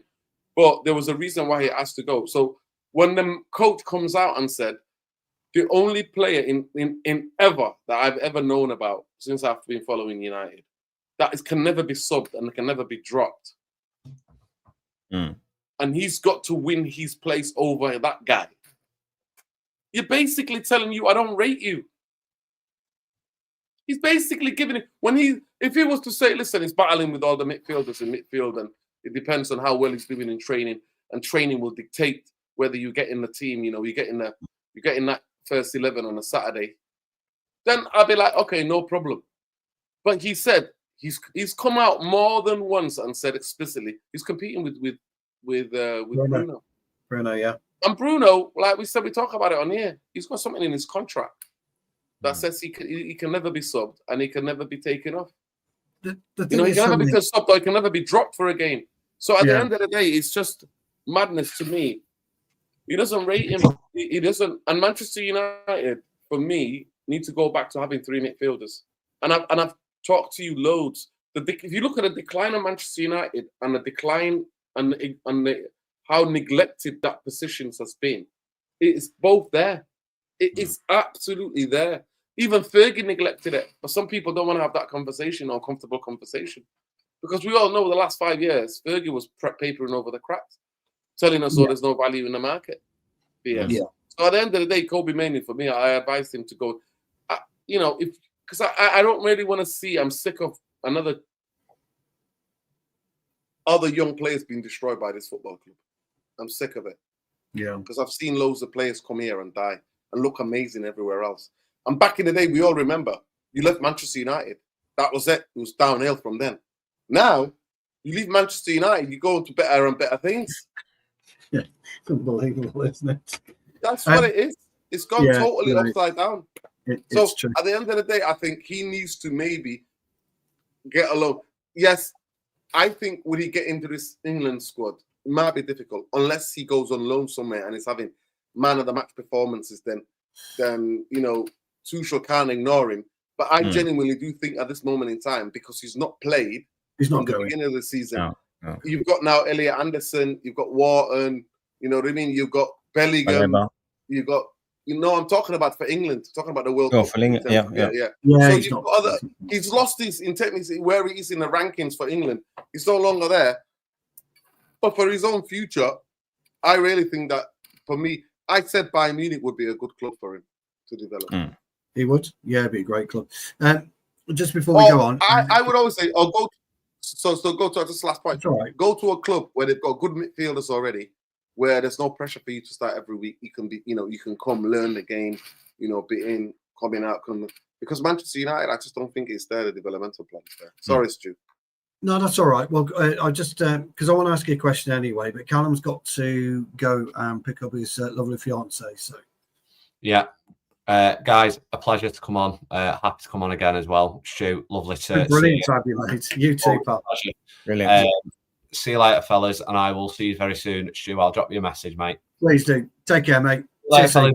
Nice one, mate. Nice one. Bye. Now, Nuruddin, you know my theory on football and adaptability and being able to 100%. recognise your own ability. And I've said for a long time, and I'm going to stand by this, that I think Mainoo could become a superb 6 for us. People have said no chance, etc., etc., etc. But let me ask you this. I know you're an 8. I know the way that you play football, the way that you drive the play. But you can't tell me, knowing the game, Nuruddin, that you couldn't develop yourself into a 6. Facts. Because I refuse to believe you couldn't. No, 100%. Yeah. 100%. And I think Mainoo could. And I think that's his key to unlocking his Manchester United career. Here's the thing, though. Here's the thing. Why should he have to stay at Manchester United? And that's the question I've got, is why should he have to relook at his career and relook at his favoured position to make it at Manchester United? And why aren't we, as a group of coaches, and I think this comes down to age, by the way, talking to Kobbie and saying, look, this is our problem area. This is your position. This is your problem, which you quite rightly pointed out, Nuruddin, Bruno. And would you say Mount as well at the moment? Bruno and Mount, maybe the two of them. We need a player here. Would you, can we These are all the questions in the discussion. Develop you into this type of player. Do you want to, first and foremost? And see what you get back. I don't think the reason I'm bringing it up, guys, is I don't think the conversation's even being had. And that's, for a professional elite football club, I think fucking astonishing. So my question is, why should he have to, is what I'm saying, I guess.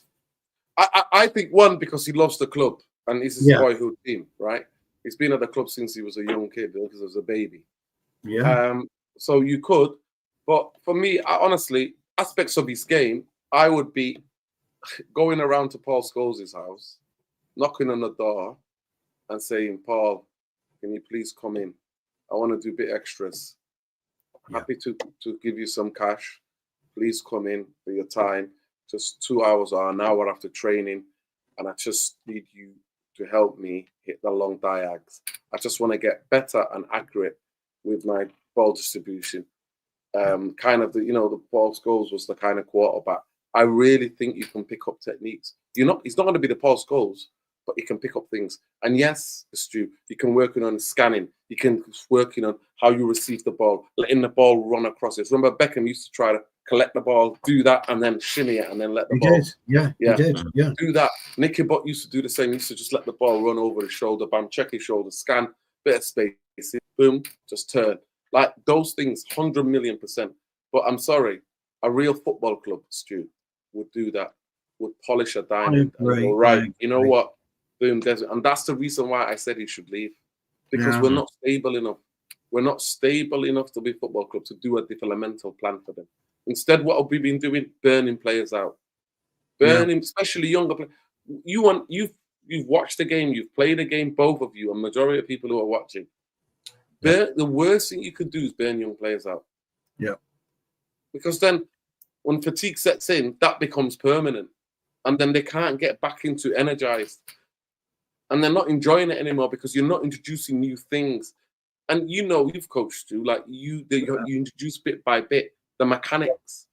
The mechanics of playing that kind of role, you introduce bit by bit. Let's see how competent we can get at this one. Then what about this? What about this? And then you add. But go on, like international break. For example, international break. Go and get Xavi. DM him. I'm sure Xavi is somewhere in Barcelona. Go and see him for a couple of days and say, Xavi, listen, I looked up to you, one of the great midfield players. Absolutely. Not just goals it. Just say, you know what? Can you just show me a couple of things?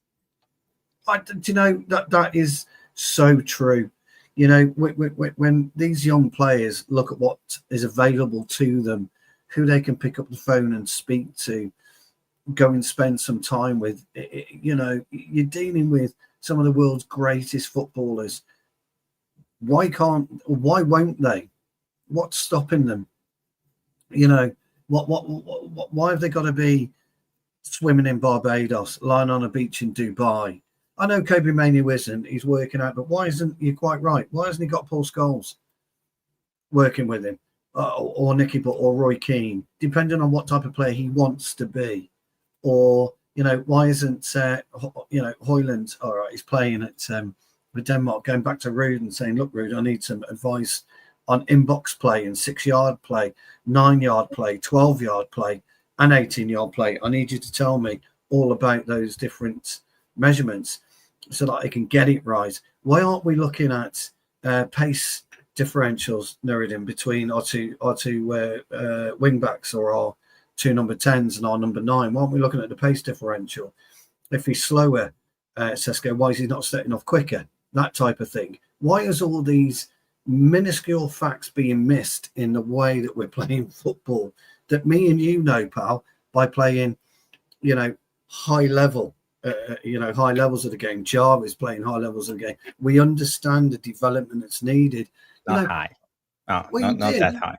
No, but you did. But I'll turn up on Saturday, Nuruddin, and I've got it. I know this week I'm at left back. Okay. I was right back the other week and I got hauled off. But I managed to get myself sorted because of our age, we do roll on, roll off subs. But I'm playing left back this week. Now, I know I can play left back to a competent level. That's it. It's just a competent level. So I'm going to get the ball. I'm going to move it off my left foot quickly because I don't want to get caught ball watching, ball playing and stuff like that. So I know how I'm going to approach the game. But I guarantee you something to do. And I'll come off that pitch on Saturday and I've learned something else about the game that I didn't know. You're going to see when you get blocked on the outside, you can come inside and then one of your midfielders has to drop and give you an angle, or the centre half, bam. So you know the passing lanes, you understand. Yeah, but you don't want to. The thing about the right back and left back, you never want to dwell too much on the ball because if people get hold of you, you'll lost the ball and you're straight to goal. But it's like, you know your passing lane. If the outside is covered, if I can't pass it, if I can't quickly just on my left foot clip it down the line, then I have to come inside. I have to check, do I have time? How much time do I have? How many players are you calculating all these things in milliseconds? I never played at high level. I played Saturday, Sunday league. But I was happy playing for that level because if there was any pressure playing in the semi-pro, I didn't really want that. I just like playing with friends and having fun. Do you know what I mean? I really enjoy that because I always thought some of my friends who would play semi-pro, the game wasn't fun for them. But you developed an intelligence about the game, though. You know, Jarvis has an intelligence about the game. I can talk to you on a high level of intelligence because you understand what I'm talking about. And when I say to you, well, I'm just going to give it to Nuruddin. I'm going to, Nuruddin is going to turn. He's going to drop it off to Jarvis. Nuruddin is going to drop 10. Know exactly what I'm talking about. I'm not talking about anything that nobody understands in football. And when we look and we analyse the games, and I'm really looking forward to analysing Sunday night, actually. I really am. It's going to be one of our more interesting analytics because I'm quite interested to see why we're not developing as way we should be and what our players are frightened of during a game. Because there's a lot of fear when Manchester United take the pitch. And I've been there. I can tell you for something for nothing. When I've had 2 or 3 games where I've been fucking woeful and I'm scared the first 10 minutes, of a match. And then suddenly it'll re-click. Something will re-click in me and I'm away and I'm playing my normal game and I've calmed down and I've relaxed. We just don't seem to be able to do that. The devilish tacticos rightly think we'll get beaten. I actually don't. I think we can go to Liverpool and beat them. I don't think they're playing particularly well. Ekitike is by far the most dangerous person. But again, I come back to you guys. When you were playing on a Saturday, did you prefer to play home or away? Oh, you're on mute. Yeah, you're on mute.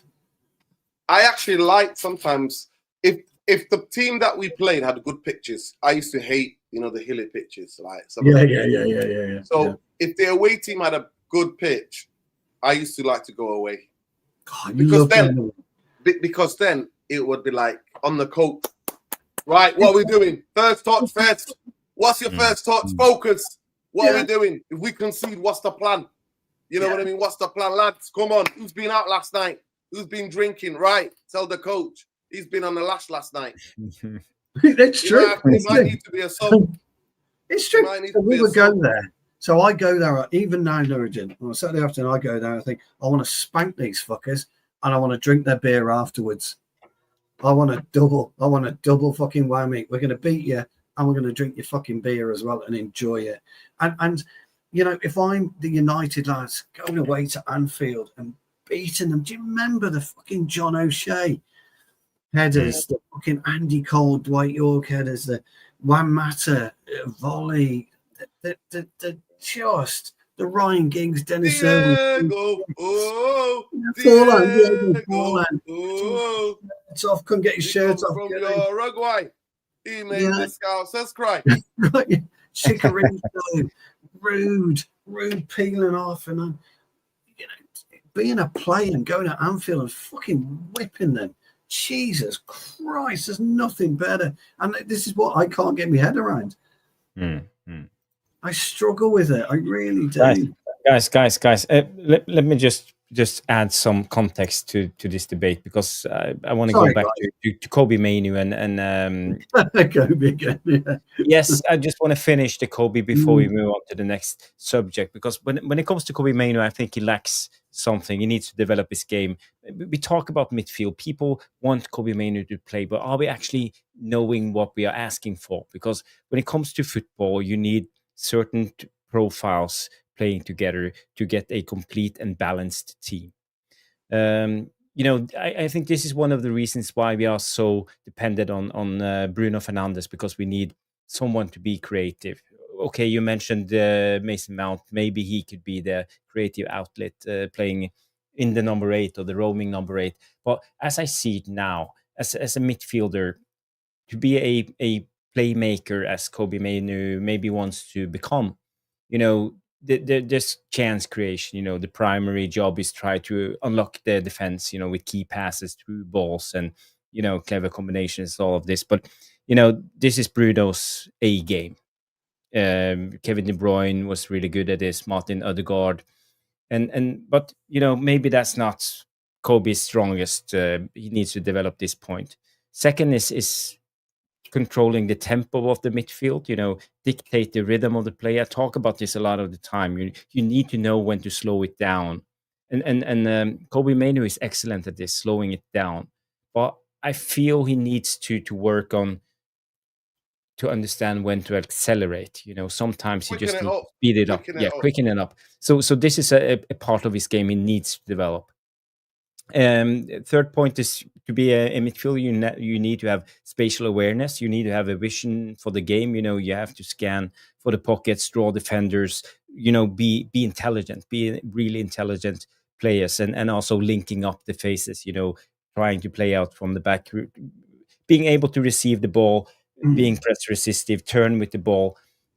I think he can do all of this. But I think it's when it comes to the creativity, and especially when it comes to the final third, we've seen some glimpses of him, dribbling off 2-3 guys, putting it in the top corner, and but he has a long way to go to become the player we need him to be. And for us to asking Amorim to play Kobe Mainoo over Bruno Fernandes, it's not even fair. Bruno is in his prime, is 29, 30 years of age. He's played this game for Jarvis, but genuinely, I'm sorry, but this is where we fundamentally disagree. I think Kobe Casemiro on the ball offers us a little bit, but off the ball he doesn't offer us anything. Then you have an indisciplined, one of the most indisciplined footballers I've ever seen in my life, in Bruno Fernandes. And I'm like, I'd rather have Kobe play than Casemiro with no legs. I genuinely do, and I think you should play more than, and that's what I believe. That's genuinely what I but believe.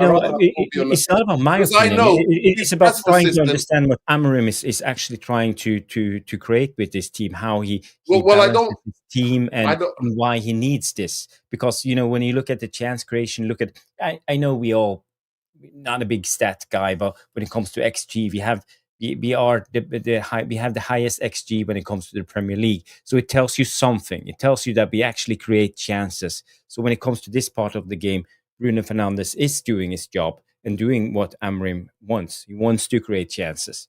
It's I about fundamentally disagree, Jarvis, because this XG thing is ridiculous to me, and I'll never use a stat over my eyes.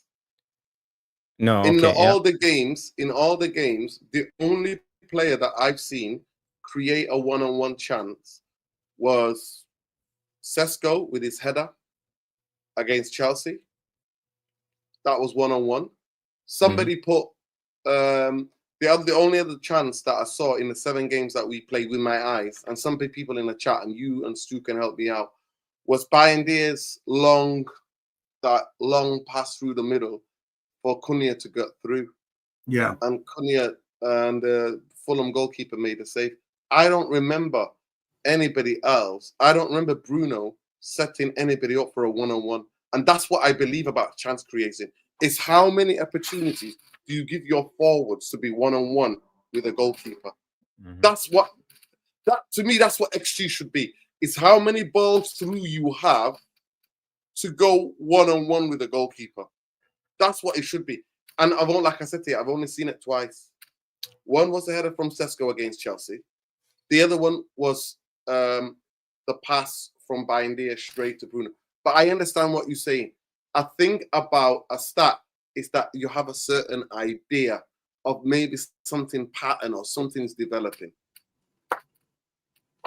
Yeah, but I think it's an interesting debate, trying to figure out what we want, because I look at the history of Man United, why we have struggled, and after Fergie left, we had Moyes. As we talked about this on this in your channel, Nerdin. On the Moyes, he needed to play gigs because he needed creativity in the central midfield because Carrick was losing his legs. He brought in Fellaini, no creativity at all. He was forced to play Tom cleverly on occasions. Same with Van Gaal. He played Carrick and Fellaini. And Mourinho, we didn't even go bomb with his fullback. We kept the back four intact all the time because he didn't trust his midfielders. And we played with was it Matic and Fellaini. And sometimes, occasionally, played Pogba in the 8 because he felt that we needed someone who could progress the ball. So a lot of years we have struggled in Man United progressing the ball from the back. Under Mourinho, under Louis van Gaal, we didn't even create enough chances. People were shouting attack, Old Trafford. And this is why we need creative players. And I believe we found a better balance. The only time we had a good balance in this team was under Oli. I would say in the midfield, we all know the Matic, Pogba, Herrera constellation because they played Herrera in the 10, Pogba in the 8, and they interchanged when we build up. So Pogba was freed up. And also when Bruno came in, Oli played Pogba on the left a lot of the time, inverting, being a left-sided creative midfielder. So, for me, I feel, yes, Bruno is not good enough. He can't play in the number 8. He roams off. He can't keep his position. It's not good enough. But also, he brings a lot when it comes to the creativity, chance creation. And, as a manager, I feel the Amorim dilemma when it comes to Bruno. But we have to think forward. It should have been moved on, Jarvis. I'm afraid, Jarvis. I'm really afraid. This is why this football club is so frustrating, and it goes back to what Stu said. How come we can all see it, but they're not changing it? Bruno Fernandes should have been moved on. He's not like the number 10. Big up to Peter. Sending love to him. Pete. Big up, Pete. Big up, Pete. Sending so much love, mate. Condolences. Yeah. We say this. Why he's not the number 10 that he likes to play in a number 10. He's not the type of number 10 that he plays. And he's not good enough. He's not positionally disciplined enough. What the F, Stu and Jarvis, have the club been doing in the summer? What have they been doing? What's Wilcox's job? We haven't addressed the biggest problem. What's Verval saying? What's Verval saying about this? What's Wilcox saying about this? What are the recruitment teams saying about this? What are they saying? Or are we buying this? He provides so much assist. What assist he creates? What does he create? Last 7 games, what does he create? So I'm on board with this, and Jarvis knows my opinion on Bruno now. Yeah. And I call him the kingmaker in our team. And the kingmaker is always the biggest problem in any football club. You are the kingmaker. And I look and I've seen some amazing management just recently. I want to go back to Chelsea and have a sending off. Don't care. You're off. You're off. You're off. Changing it. Napoli, Kevin De Bruyne over at City. Conte, don't give a fuck. You're coming off De Bruyne. I need somebody else on. And I've seen it with Liverpool and Salah. You dropped against Galatasaray. We don't seem to have that balls. I think you're right. I think there's obviously clearly something in his contract he's got to play. He is the biggest problem we've got in our club right now is Bruno Fernandes. I think if you take him out of the equation, I think you allow then Kobe Mainoo to flourish, not particularly straight away. You allow Mason Mount a little bit more freedom. You push Zirkzee in and around the team. You allow Cunha to drop deep and drive from deep, which he was brilliant at Wolves. He was a fantastic 8 at Wolves, Cunha was. And you could put Mainoo in at the 10.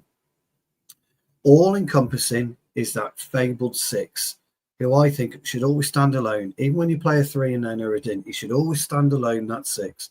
There should always be yardage between him, the 8, or the 2 8s.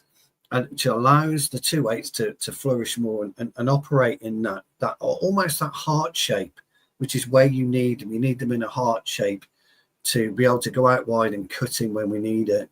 Now, the interesting thing about going back to Mainoo, by the way, it's a shame Pete's gone to bed. I wish he was still watching, because Nuruddin, I know you know your history of Manchester United.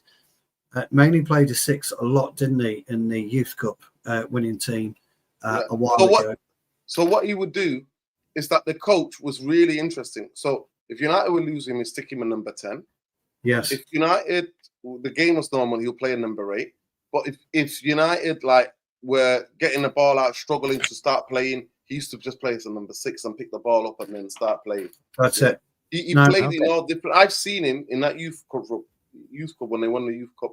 I've seen him in the game playing all 3 different positions. All 3 positions. Now, when he came on at Wolves, do you remember when he came on at Wolves, his first real appearance? He came on as a 6, didn't he? Played not a specific 6, but he played deep. Oh, I think it was it the Everton game? I think his first appearance was Everton. Yeah, he played as a number 6. Yeah. Yeah, and he came in as a deep, so he can do it if he wants to. Yeah. So you both are absolutely 100%, as always. You two, both of you, nail on the head. Casemiro, Bruno, at the equation. You can't put Ugarte in either. Okay. Now, Jarvis, what you're saying about Casemiro at this point in time is correct. He's our most reliable 6. Most reliable. On the ball, Stu. He's not our best. On the ball. Yeah, off the ball, he's woeful. Yeah. And Pete made a great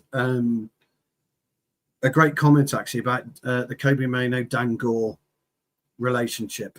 And Dangor's not at the club at the minute. He's away. And Collier used to play in that midfield too. Yeah. Those relationships, there's nothing to suggest they can't eventually come into the first team. But right now, it won't happen. It just won't happen. You've got to take him out of the equation, Bruno. It won't happen. And I would give Mainoo the shot, either at the expense of Bruno or the expense of Casemiro. It's got that critical for me in terms of what we need to do as a club to progress. Because if you don't start to phase him out now and he goes in the summer, you've got real problems. We don't phase players out anymore. Have you noticed? It doesn't happen anymore. We don't do it. He can quite easily drop Ugarte. He'll quite easily drop Dorgu, which he's done for Dalot. He'll drop Mazzari. I know Mazzari on the odd occasion has been injured or not well, but he's done it. He's dropped everyone else in and around. He dropped Cunha for Mount. Cunha didn't moan. Got on with it. Did something when he came. On Sunday, we are going to need a powerful outfit, but an outfit who can use their brains and go up against Liverpool, because I think Liverpool are there for the taking. Absolutely, I really do. Now, nobody can tell me that Van Dijk's having a stellar season. He just isn't. This Mamadashvili keeper, he looks okay, but I think we can get at him. You can get at Conte at the back. You can get at Frimpong. He's not a great defender, Frimpong, at all. And Kirkes has been a shaky. He's having a nightmare. He's having a nightmare. The best player from everything that I've seen this season is the midfielder, the Hungarian kid. Oh, Szoboszlai. Yeah. Yes. And I'll go so far as to say Ekatike as well. Yeah, I think Ekatike has been on fire. But so, I'm talking about midfield and defense because he plays in midfield. And sorry, yes. No, you're absolutely. He's their best right back by an absolute mile. Oh, no, it's amazing, isn't it? Unbelievable. And here's the thing about, again, management. You know, he's gone to Szoboszlai. Look, I ain't got a right back. I need you to. Will you do it? Yes, boss. No problem. Didn't give a fuck. Get on with it. We can't seem to do that, can we? As a team at Manchester United. So we've got areas, and I'm damn sure Amarin potentially, eventually, if we could have got Baleba, we wouldn't have got Baleba, by the way. But if we could have got Baleba, he would have had a Bruno dilemma. He's bored. He would have bought in a Bruno dilemma. You bring in Anderson, Casemiro's out. Because Anderson's just going straight into that 6. No pissing about. Yeah. No pissing about. And if you bought Baleba in, then Bruno's gone. In his current system, I'm talking about. So, does he bring Bruno in as this third midfielder? And does he then arrive by his own purchasing at a 4-3-3? Which we all think is probably the best way to play. Because we've got 2 brilliant fullbacks. Whether we like Shaw or not, he's a brilliant fullback. And I tell you, he's another brilliant fullback, Mazzari. Yes. He's a brilliant fullback. They're both a brilliant. I hate Shaw, you know I do. But he's a brilliant fullback. Can we trust Shaw? No. Can't trust him with injury, can you? No. He's too injured. Yeah. So it's yes, Jamie, that's right. I'm just saying he's a brilliant fullback, but we can't trust him. We can't, mate. There's no 2 ways about it. We just can't. And he won't play 4 at the back. He'll go with 3 at the back. And it'll be interesting to see. I mean, we'll pick the team later on in the week, won't we, Jarvis, what we think? Yeah, we will do a preview on Thursday night if anyone is interested hearing our thoughts on the Liverpool game going Sunday night. But that's the way I see it. Bruno is the kingmaker, and you've always got an issue when you've got the kingmaker. Well, to me, the biggest thing is this: like, you can't have a a rebuild with having a player like him. Sporting got rid of him for a reason, and what happened? Amarin came in and they started winning.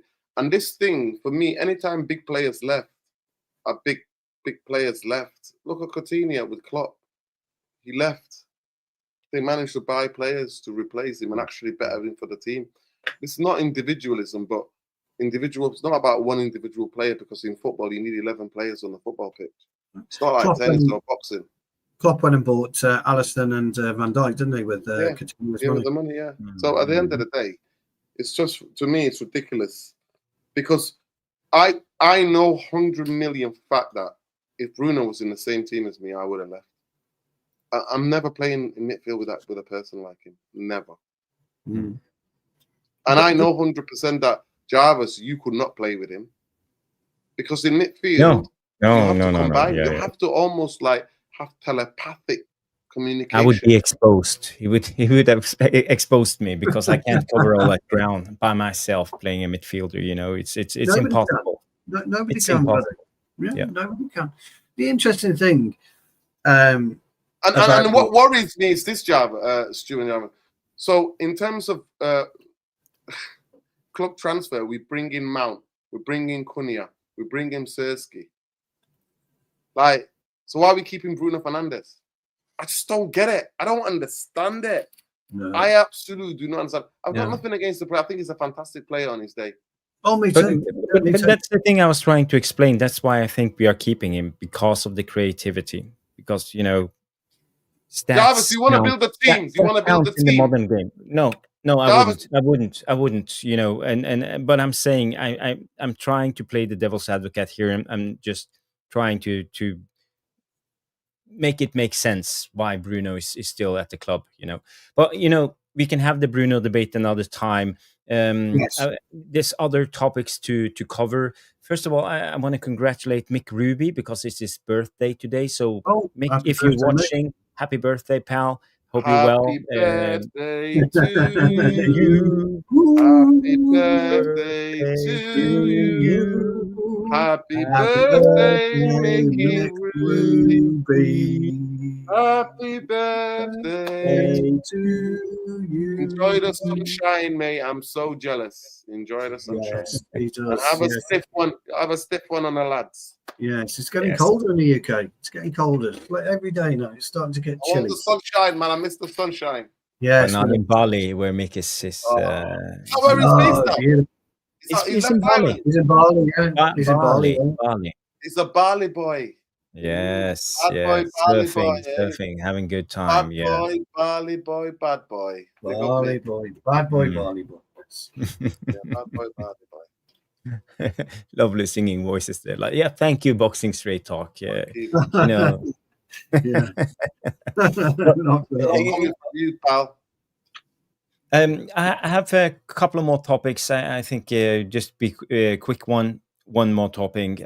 We can drop the rest of them, and then we Okay. will have some time for the Q&A. But I want to talk about the midfield. We have been linked to Elliot Anderson, 60 million. We talked about it on Nordin's channel, but Wharton. yeah, Wharton. Wharton. Yeah, but we are linked to other midfielders like Elliot Anderson, Baleba. We know about him. Yes, Sunday we talked about Joby Bellingham, and also Ruben Neves has Brazilian been lad. mentioned. There are other midfielders. So where do you think we will go with this midfield, and who would suit us? Who would we bring in? And it's also this young Brazilian guy, Palmeiras. Looked like a brilliant guy, but I think he's more of a number 10, if I understand More correctly. But silky. More yeah, silky. more silky. And we don't need, we've got 6 number 10s, Jarvis. Breaking He news. reminded me of Zidane, his brilliant balance and technique. But yeah, we don't need more number 10s, and that's the thing. So, Stu, let's go to Stu Woolley first. Out of Elliot Anderson, Baleba, Adam Wharton, Joby Bellingham, Ruben Neves, or whoever you want to pick for midfield, what type of profile do you think we should go for? And do you have a name for what player You you would buy you like buy us to sign? you buy 2 players. You buy Wharton and you buy Baleba. Those are 2 that you buy. Who you should be buying, if you've got sense, because of value, is Anderson. He's been fucking tremendous for Forest. Elliot Anderson, absolutely tremendous. But Wharton is a higher level footballer.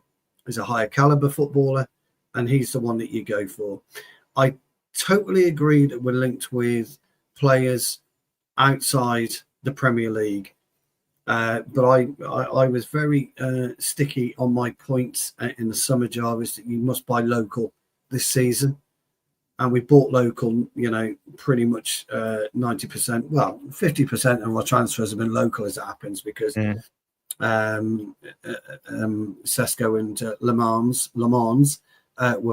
But with midfield, you don't fuck about. You buy Lemons.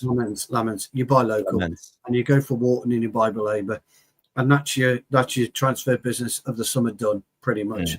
And you'll just pick a right wing back up, probably 30-40 million tops. But our 2 players that you buy are by far Baleba and Wharton. I think Baleba's not performing at the minute because he's fucked off. He doesn't want to be at Brighton. He wants to be at Manchester United. He wanted to come to us, and it looks to me like he's chucked his toys out of the pram, if I'm being honest, because he's in my dream team, and he's a waste of fucking my fantasy Premier League. He's a waste of time. Jarvis scored more points than he did on his 90-minute comeback the other night, and Baleba, has had 8-9 games. The Jarvis scored more in his one, so I think you go Baleba. I hope he's not going to Liverpool, Jamie. I really do, because I don't think Liverpool need Wharton, to be honest. I don't think he's required. They got McAllister. They got McAllister. I don't think he's required. But if Wharton was to go there, then you would buy Elliot Anderson. Those are the 3 you would get. Your reserve is Elliot Anderson, but you prioritise Wharton and you prioritise Baleba. And that's it. But money's tight. That's the thing. Money's tight. Money can't be tight when these are on the when. This is what I said, Jarvis, about two players. Isaac, if he's for sale, you do everything you can to buy him. And Mark Gay, if he's for sale, you do everything you can to buy him. Those are the 2 players. If Wharton comes up for sale, you have to buy him, because if he goes to Liverpool, it's Liverpool, Real Madrid. That's it. He doesn't come to Manchester United. And Baleba, if he has a stellar season next season, he's got the choice. He'll have the choice of clubs. Exactly the same as Gay. You can't risk it. You put the money on the table and you buy them. You have to, if you're serious. Because I tell you what, Chelsea will, City will, Liverpool will. Arsenal have proven they'll spend money. Tottenham will. These teams will go and get these players. I said that Baleba was a one-shot deal, and I think he still is. Luckily, it's all pointing that he wants to come to us. I guarantee you now, Wharton is a one-shot deal. If you don't get him, you've lost him. And I said exactly the same about Isak. That's why Liverpool kept going and going and going for Isak.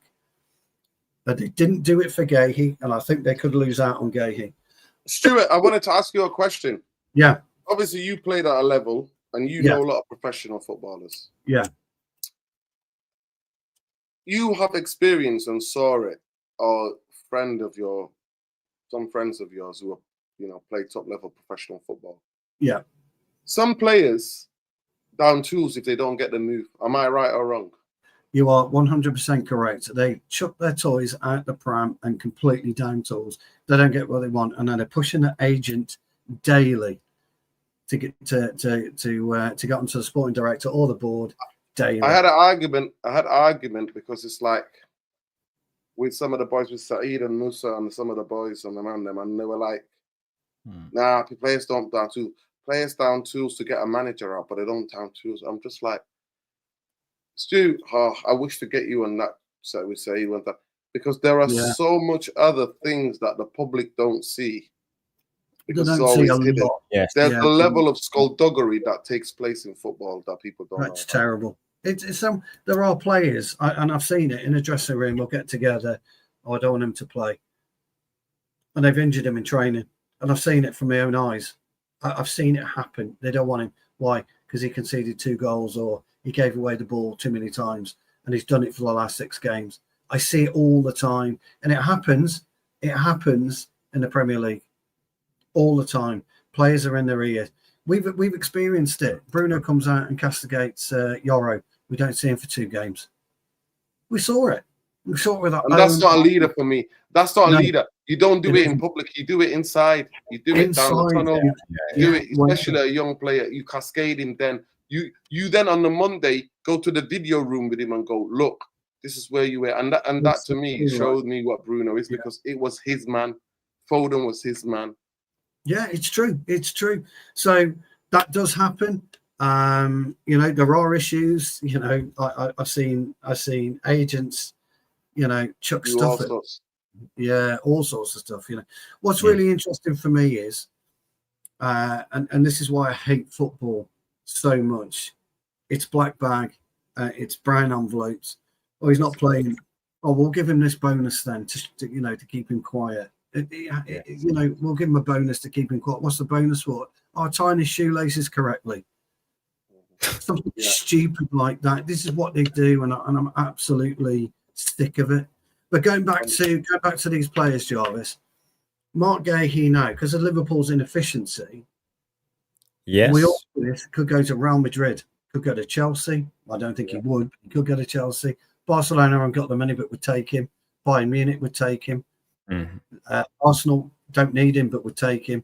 And if Wharton comes on the market and get him, that's it. If Real Madrid had any sense, or even Barcelona, if they had any sense, I think they would come for him. If Barcelona or Real Madrid would come for him. Totally agree. But if Wharton comes up, we don't get him. If we don't get him now, we don't get him. Jarvis, please remind me the question. So you said about what combinations? I think he said it's exactly the same answer. Julian Wayne said that he doesn't. What is this thing about Elliot Anderson? I rated that kid. I remember the first time I ever saw him. I saw him. He plays with a level of intensity, Jamie Wayne, that is so throwback. That is so throwback that you don't see anymore in Premier League football. Yeah. The quickness he covers the ground to shut people down. And the way he gets his head up, passing the ball forward. Yes, on the eye, Wharton is more of a silky player. He's, in terms of technical ability, is silky. Feinting the long diag, but smashing it low and hard. Bit taller, a bit more graceful. Yeah, a bit taller. Yeah. He just looks like, especially the left foot as well. The left foot always makes people look like they're, it's wavy. Like he's riding a wave. The way he plays, glides past people. And as people, when we're all, especially the majority of people are right-handed and right-footed. So when we see left-footed, it kind of messes with you. But at the end of the day, I look at it and I love the level of intensity what he plays with. So if you could bring in love- one, you have to choose Anderson, Baleba, or Wharton. I just love the profile do explosive. I'm you not think gonna would lie fit to you. into this Man United theme, and who would you choose? No, because I'm Jarvis. I'm sorry, I'm not. You're not cornering me to Glazer, Ineos, Ratcliffe. there's no sitting on the fence. no, Martin. I'm not. Sorry, no. We sell Bruno Fernandes. I'm sorry, we sell Bruno Fernandes, and we go on, spend the money. I think, this summer, if this football was a proper football club that was building, we'd still keep Lanny Salmons to develop, and we will go and get a steady Eddie goalkeeper. We then would go and get a centre half, and then coach the fuck out of somebody like Heaven. And who's the other kid as well? He looked actually quite good when he played a couple of times before the disaster at. Fredrickson. Yeah, he's very calm on the ball. Very calm. Very and calm. that tells me a lot at that age. Somebody who's very calm. He doesn't look like he gets, and it's not sliding out all over the place. I like defenders who stand up as well. So I think we need a centre half. So I'd rather have one centre half, added quality centre half of the quality of Gay. And then I would then go and spend the money on, if Amorim is staying to help him, I would get 2 players out of I would get Elliot Anderson for me, because it's at this moment in time, Elliot Anderson's type is what we need. And it'll be cheaper. And we need somebody to survive. But I would also get Baleba, because Jarvis, I'm not going to lie to you, he's down too because his head's turned. And anybody will tell you, it happens to younger players. So I would go and get Manos from Crystal Palace. Yeah, he wanted United, Baleba did, and we all know we wanted Brighton. Now know they're fucked, so that deal gets done in the summer. I think it gets done in January. And that's anyway. I totally agree about centre half. Totally agree about centre half. We're not going to get Gay. Can't afford him. We won't get him. And so, do you know what I'll go for? Anderson at Fulham. I like him. I like him a lot. Joachim. I do. So do I. I love his diags. It'd be brilliant for a strong, big, powerful. Yeah, brilliant for us. Never injured. No, plays regular all the time. Never injured. Yeah. There are players to sign, but guys, girls, it's been an interesting debate. But 248 people watching. So if you are watching on X, come over to YouTube. Around 60 people watching on YouTube at the moment. So if you haven't smashed like, and obviously if this is your first time, subscribe to the Tactical Devils. I think it's time for a quick Q&A. Let's say 15 to 20 minutes at maximum, Stu. And before we wrap up the show. So if you have any questions, get them in, and we will move Stu in the what's it called? The big chair, the hot seat. Yeah, at this rate, Jarvis, we've got a minute of the Q&A. Yeah, we've got a minute of the Q&A at this point in time, pal, because we've only got one question. Well, people get. Maybe if the question is profound, we can expand on it. Maybe it needs 10-5 minutes answers. Yeah. Let's play the Q&A intro. People get ready to dance.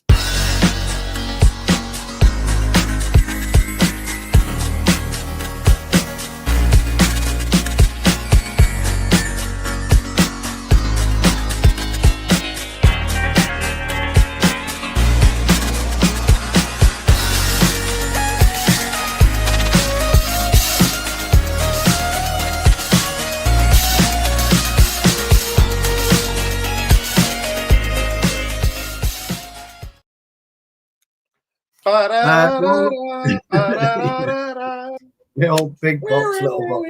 It was. I can't remember. You can't get rid of. You can't beat that 80s. The one question we do have, gentlemen, is from Jay. Thanks, Jay. And we've kind of had this before, but do we have the players for the Amorim system? And how many of Amarin's sporting players would make our first team? It's quite an interesting question. Jarvis, we'll start with you on that one. While you're answering that, I will scour we've got another one. Yeah, I know a lot of questions coming in. You can always trust the devilish tacticals. Yeah. They have their questions ready, lined up. They're just waiting for the right moment. So thank you, guys. Yes, we have the players for the Amarim system, and how many of Amarim Sporting would make our first team? That's an interesting question. No, on the first one, we don't have the players for the Amarim system. It's a whole hour just talking about that, but the question is no. And how many of Amarim Sporting players would make our first team? I would say Trincao is one of the players I would go for, and also Conceição, the wide centre back. I think those two would slide perfectly into this Man United team. And the crown jewel himself, Morten Hjulman, I would take in a heartbeat. So those are the three players I feel would go directly into this Man United team. Yeah. Nuruddin, how would you reply to that?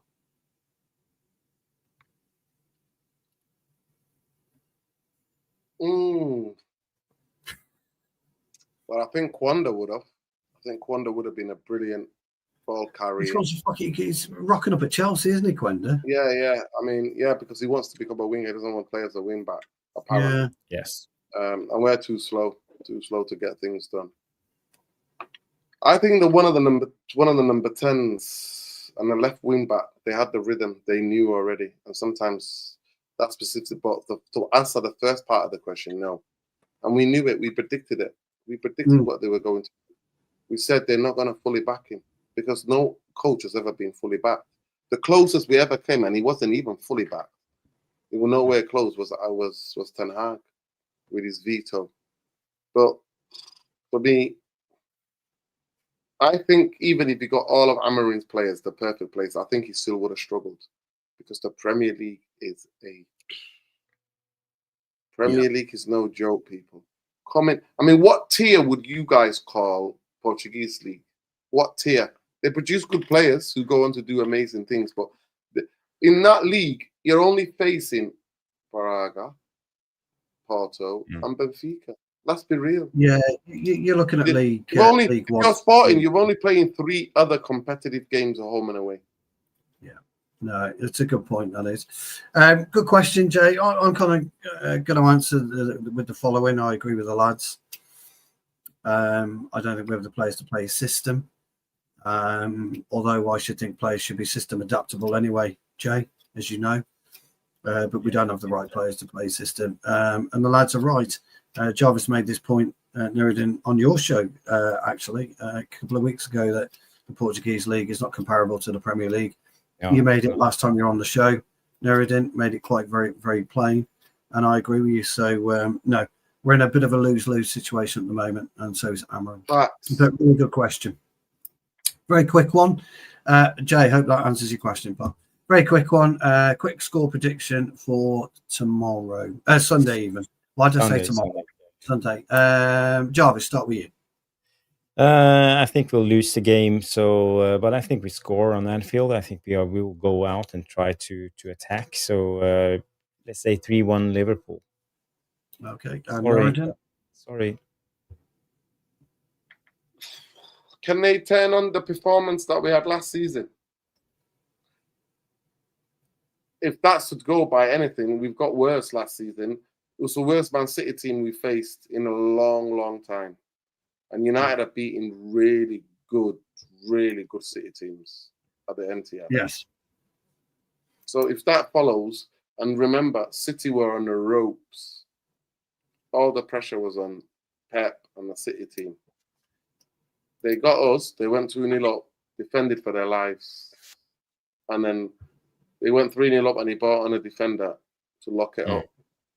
Then that kick-started that massive derby win in terms of the scoreline.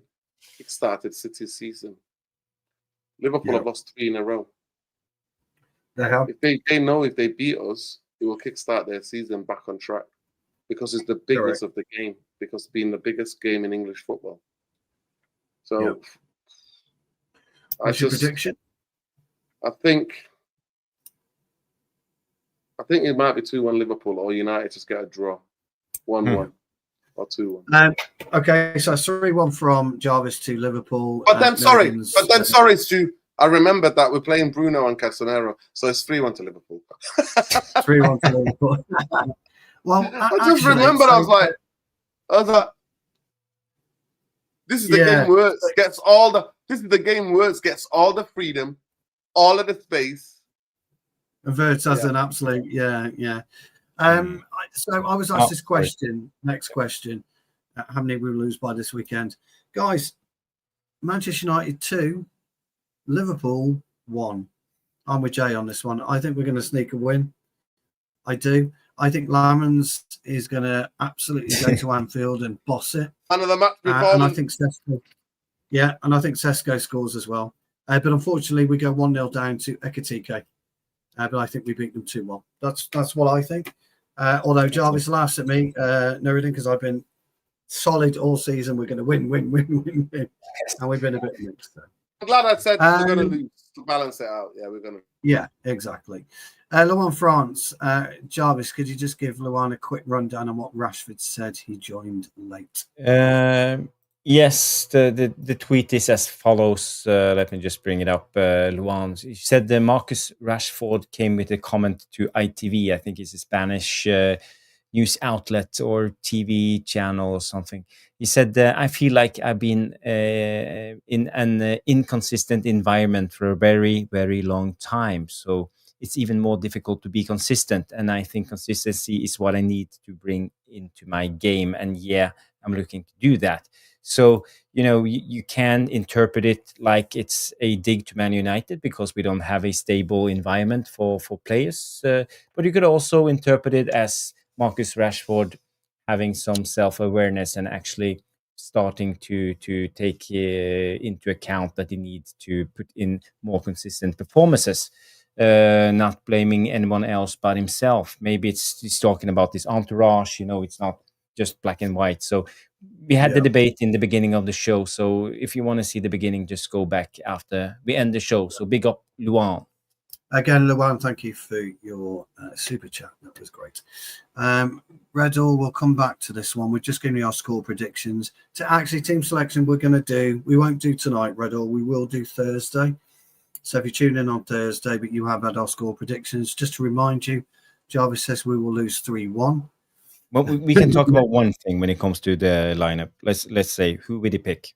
Mason Mount or Cunha? Just quick around the table. Oh, Cunha.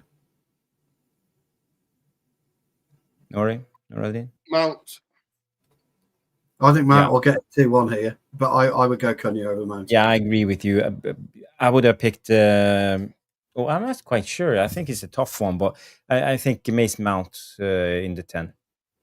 Yeah, just because how he helps out the midfield, we will defend in a 4-4-2 type of formation. Yeah. I think it's more solid, or 4-4-1-1. Yeah, I would use Mount because at Anfield in particular, Cunha at Anfield in particular, his drive ability from the halfway line or just inside our half would be key. So that's why I would use Cunha. Kanate is on the worst form I've ever seen him.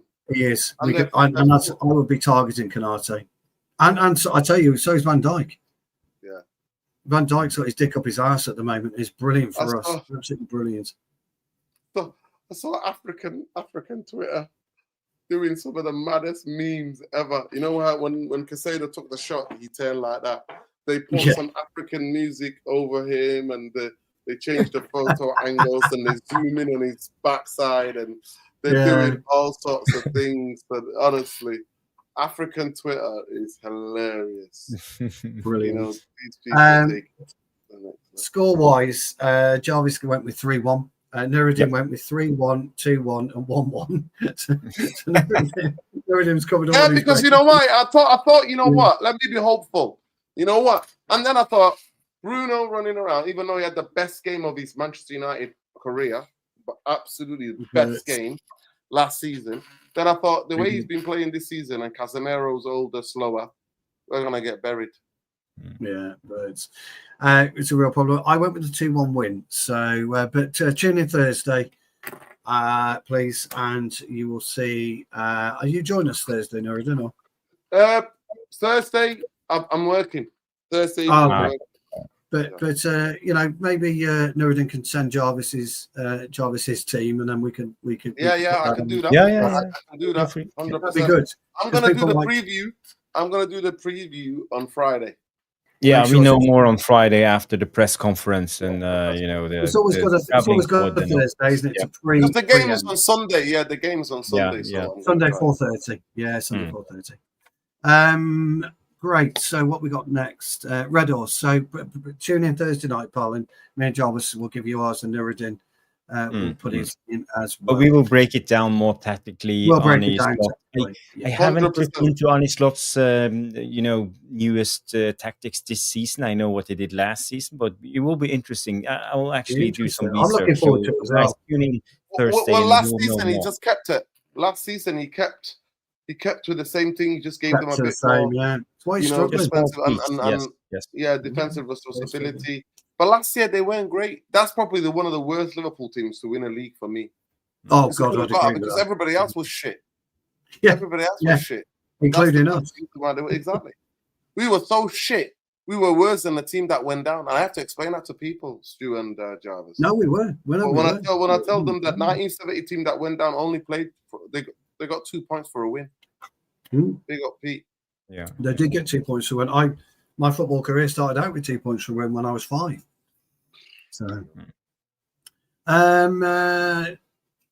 Pete comes in with Jarvis has kicked him. I can't believe you kicked Pete off. What are you doing? Shocking. Your favorite formation, 3-5-2. I look, Pete. I love a 3-5-2, pal. And the reason I like a 3-5-2, exactly, it offers you the pendulum system, which works very, very well. But 2 on top, I think, as Nuruddin pointed out, Kanate, Van Dijk, Kirkes, and Frimpong, they're fucking struggling at the back. They really are. Mamadashvili, first Manchester derby for him. I think he'll chuck one in. I think we get a penalty. You know, Bruno pops one in from the spot. Well, actually, does he put one in from the spot? That's debatable. In Burma, give it to him, Burma. But I think, Pete, I would love a 3-5-2, mate. So I echo your sentiment on that one. Nuruddin, what's your thoughts on that? Yeah, I mean, I go there and play counter football, but also I genuinely do think I would try to go for it because Liverpool are struggling at the moment in time, defensively and midfield wise. He's not started his season whatsoever. What's he, McAllister? Gravenberg has not had the same influence as he had last season. They're struggling because of the base of the team is not that great. And Kanate's in a bad form, so's Van Dijk. And then the 2 new fullbacks, they're struggling. He's trying all sorts of things on the right-hand side. He's trying Szoboszlai, who's been one of the most consistent. Ekitike's been their best attacker by an absolute mile. Szoboszlai's been their best midfielder and defender by an absolute mile. So, can I just add I think you can get at them. I genuinely do think you can get at them. And knowing that the biggest thing would be the first 20 minutes is to keep that Anfield crowd. Don't do anything rash. Keep it. That's what it's the only game. The only game I do not care how Manchester United play. As long as we as long as we win. Let me just add a little caveat, Jarvis, before you come in. First of all, people are saying that Gravenberch is injured, which is really interesting. Let me just add this to it, to the melting pot. We've probably got about 40% of our first 11 on international duty. Liverpool have probably got about 90% of their first 11 that will play on international duty. Whether that helps us or not, who knows? But yeah. So Jarvis, what do you think about Pete's suggestion? Well, you know, we against Sunderland, and I also seen it a lot of times. We have Mbumo actually working as a second striker and making room for Ahmad on the right wing back, and Mason Mount dropping down. So a lot of the time we actually play in a 3-5-2. So you know, it's a fluent system, and maybe we will see it more into effect against Liverpool. But it's not a bad shout playing a 3-5-2, and I think we have the players for it, as good as we have for the 3-4-2-1. But it depends what you're talking about, because formation numbers, it's how do you attack, how do you defend, where do you play in the mid block, where do players stand when you are supposed to have the ball there, up there, down there. It's so I think people get too hung up into this numbers and formations. We basically play with the back three, and that's good in the modern day football. It's a lot of directness, it's a lot of long balls, and we have with the back three. I think we have a good rest defense, and we can attack with a lot of people and still be solid and not be vulnerable on the counter attack. So 3-5-2, 3-4-3, 4-4-2, 5-3-2. Yeah. I've been saying it for years. You show me a formation for 90 minutes of a game, you can't. Do you know why? Because you end up looking like sheep on occasions. We play like under eights on occasions. All teams do it. They follow the ball around on occasions. It's unbelievable. Great question, Pete. Thank you so much for that. We've got 2 questions to go, ladies and gentlemen. I'm going to put Dancing with the Devil. Yours is a really interesting question, so I'm going to keep you to the very end. But Jamie, we touched on this earlier. Stu, he's got a question, because he did say in the chat, I've run out of questions, lads. He's got this one. He says, why are players getting better when they leave? It's a really interesting question. It's a difficult one to answer. And I think there's too many facets to actually pinpoint a single area. Why? For me, go on, go for it. No, yeah, go for it. Hey, there he goes. I don't disagree. I don't disagree. But Norridon, actually, you actually said it as it was earlier, and I think a lot of people missed your point. And what you said, I think it's a toxic football club. I think it's rotten. Yes. I really think. And then we heard what this Muppet said in the latest interview with the Times. He said, "I'm going to make Manchester United the most profitable." Yeah, but what the point I was, the point I was referring to, which was really on point, and I think people completely missed it, was the fact that you were right. When you left Manchester United in the past, you were going downhill. Right. Now you leave Manchester United, you're going uphill. Yeah, and because the toxicity has got to such a level, it's very difficult for anybody to foster, to kind of build a culture and an atmosphere that is about setting standards of this football club and actually upholding those standards that made us compete. Nobody's got every right to win trophies, but we have the right, since we were so far ahead, to compete for the big trophies. We have the right to be competitive. And unfortunately, in modern football, it comes from them and these guys, this guy and those Muppets, to be able to set the standard. And unfortunately, there is no standard. Very well balanced argument. There is absolutely no standards being set. So now it's become a pressure cooker, because everything 20 years ago, 2005, that big demo, that absolute riot outside Old Trafford, that they were police escorted out. It's on YouTube if you think I'm lying. Go and check it out. I don't believe a word I say. I remember it. Full-on riot. It was a full-on riot outside Old Trafford. Big up Manchester Education League. If you know, you know. If you know, you know. Manchester Education League. They did all the best. It is everything that was predicted. Not all of us had some sort of magnifying glass into the future, but we all knew that these vultures will destroy this football club, and they have. So now everything, the money's squeezed, 1.2 billion in debt, and they still try to make a profit. Yeah, it's rubbish. If I can add, I think it's a brilliant question from Jamie. Thank you, Wayne, for Jamie, for that question. And I think just to, I think you're spot on, Norrin, when you say what you say, and it's on the Glazers and now latest on Ineos, the culture they are setting. But what happens if you see the dynamics of the culture they're setting because of all this fame, all this money, all this PR. It's all about making profit, and it's all about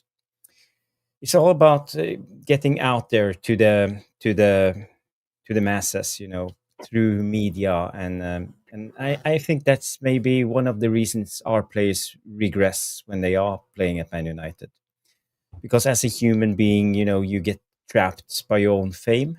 You Facts. are unable to live a truly fulfilling life. You are being a prisoner of your own success, because you are eventually missing out on everyday experience. That gives people energy. You go on adventures, you have small wins, you have little drops of happiness that makes life rich. And instead, as a player of Man United, because of this pressure, you end up living like a monotone life, predictable life. You eventually lose motivation, you lose focus on what truly matters, and that's performing on the pitch. So Uh, so a lot of these players look for substitutes. They, as we talked about, Kobe Mainoo, Rashford, they throw themselves into the gym, they bulk up and spend too much time there. Others, they go Nobody advising partying. them. Nobody advising them. Yeah, but Come here, others, son. This is what you others should go do. partying all the time. Others, like for example, Sancho gets lost in PlayStation gaming all the time, and other players turn to gambling, and all of this is a substitute because they need to feel something. They need to feel something Stimulus. again because Yeah, the club is killing them inside. There's no happiness left. And I yeah. think I maybe said that's why the club is truly failing. And it's all because of this money driven yeah. base of driving the club. And I think this is probably one of the biggest problems at the club at the moment. Big up Tyrone. Long time no see. Yeah. I say it and I say it. I said the Glazers have ripped the heart out of Manchester United. Ineos and Radcliffe came and took the soul. Yeah. Yeah. I think it's true. Yeah. Jamie, I hope that answers your question. Two really, really good answers there. And we've got one final question, and it's a bit of a doozy. I do like it. And that is from Dancing with the Devil. And he says, or she says, if you could only choose one former player to be the next manager, who would you pick and why? That's a brilliant question. That's a difficult one. Well, Stu, do you want to go first? I need to think about this. No, I'll go. Okay. If I had to pick, but I'm gonna qualify it. Dancing with the Devil. I'm going to qualify it with if he was given the full reign. yeah. I mean Yep. the full control. It's So fully wild one. backing from the owners. Yeah. And no interference. The vision. It's a wild one. He's never coached, but I love the way how he simplifies the game. Eric fucking Cantona. Yeah. Yes. So I've got a wild one as well, and he's never coached, and it's Patrice Evra. He would be He's passionate about the fucking. unbelievable. Yeah, he loves our club. Today, he still talks about it as us. Patrice Evra would be fucking amazing, and that's who I would go with.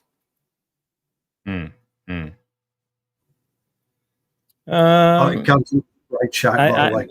I wish I could say Cantona and Patrice Evra, but if I could choose anyone besides that actually would work, maybe they need more experience. But you have a guy who was head of the academy for a long time, and he had quite a decent amount of success. Didn't Nicky Butt used to train the academy? Yeah, he had the academy. I think in the future he can actually be a Man United manager. So realistically speaking, maybe Nicky Butt. But if I could choose from anyone, I would.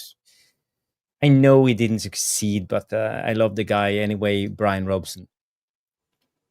I was gonna say Brian Robson was my other guy. Yeah. Because he would reset the culture. He didn't succeed at Middlesbrough as manager, but Oh, he kept West Brom up. But Yeah. if you give him the job, honestly, after Cantona, I was going to say Robson. I was looking at the captains, and the obvious one would have been say Keane.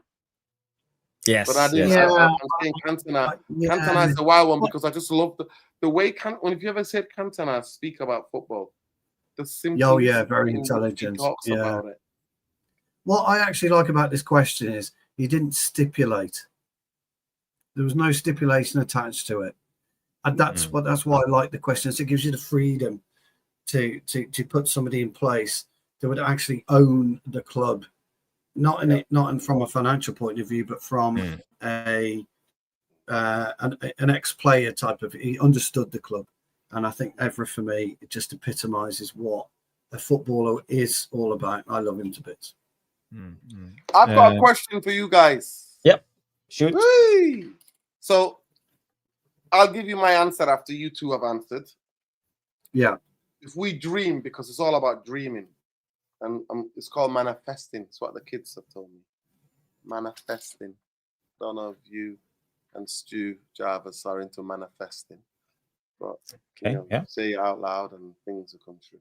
If we were to get rid of these two clowns, the clownish ownership, what would the celebration be to equivalent? I think you would, but go on.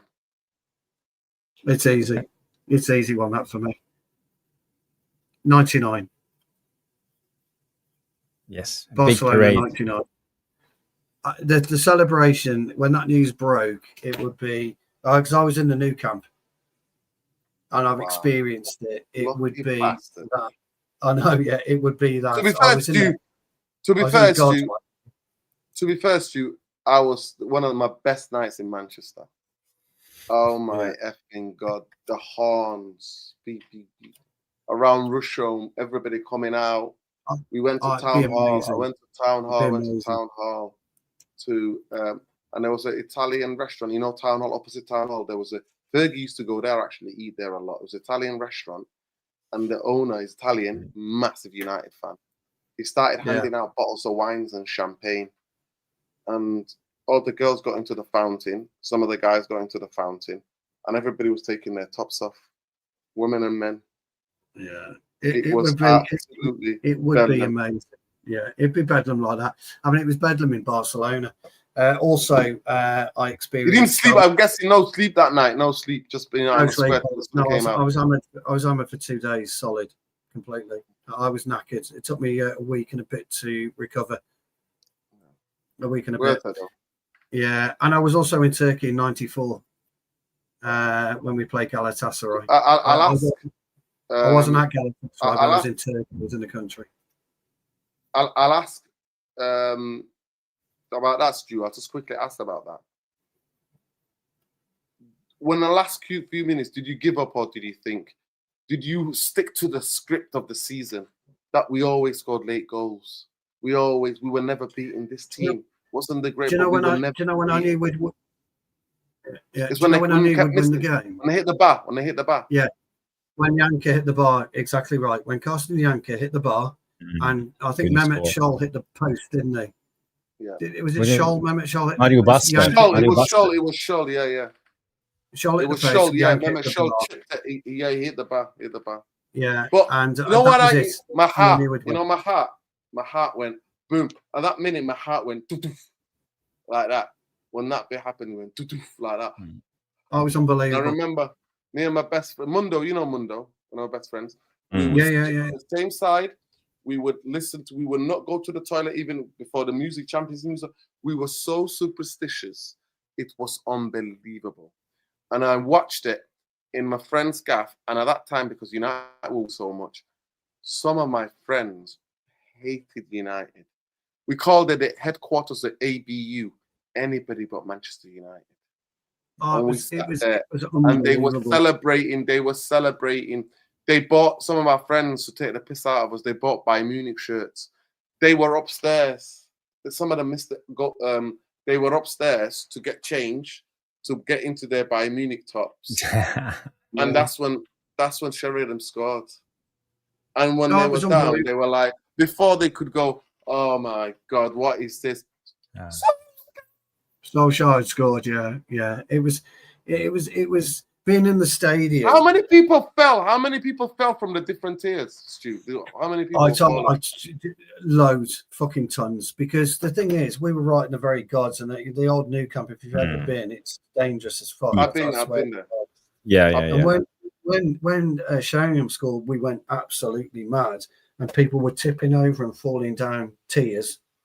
And then as soon as Solskjaer went, it was just like one fucking collapse. It literally was like one collapse, but because you were landing on people, that made sense. It kind of stopped your fall. And everybody was like, fucking. My worst experience was at Anfield when I know you got crushed on one of the railings there. Yeah, that was my worst experience. But it was unbelievable. But nobody cared. You know, people were coming out with fucking cuts. You know, unbelievable. Pure happiness. Nobody gave a fuck. It's happened to me in the Stratford, and a couple times I've got worse injuries than I've had in football.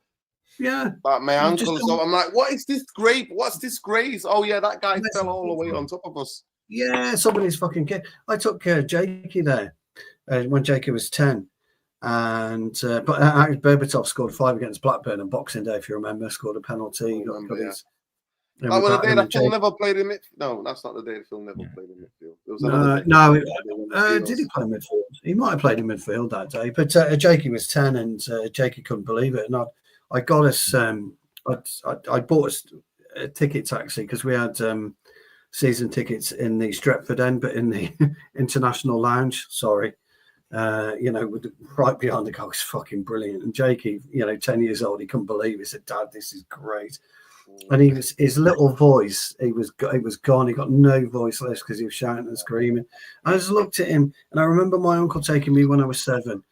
And I look at him, when he was 10. I look at him today when he goes and he still comes back. "Dad, I'm still buzzing and beaming, even though we're fucking shite."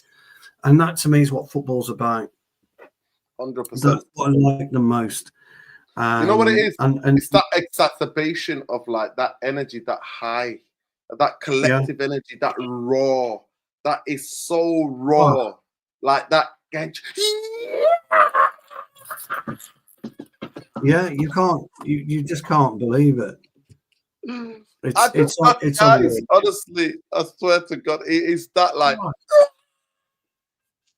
And if we beat Liverpool Sunday, I'll be doing that myself. At 55, I'll be fucking jumping around because that's what I want. I want us to beat them, and I want that feeling again. To be that season 99. So I'll answer my own question. It would feel like that for me if these two fucked up out of this football club. It would feel like the treble for me. Honestly. And I always said you're invited to the party outside Old Trafford. We're gonna get some speakers. I've got a couple of friends who said, whatever money we have in our accounts, we're putting it together. We're hiring the speakers. If we're allowed, unless the police move us on, we're having a party.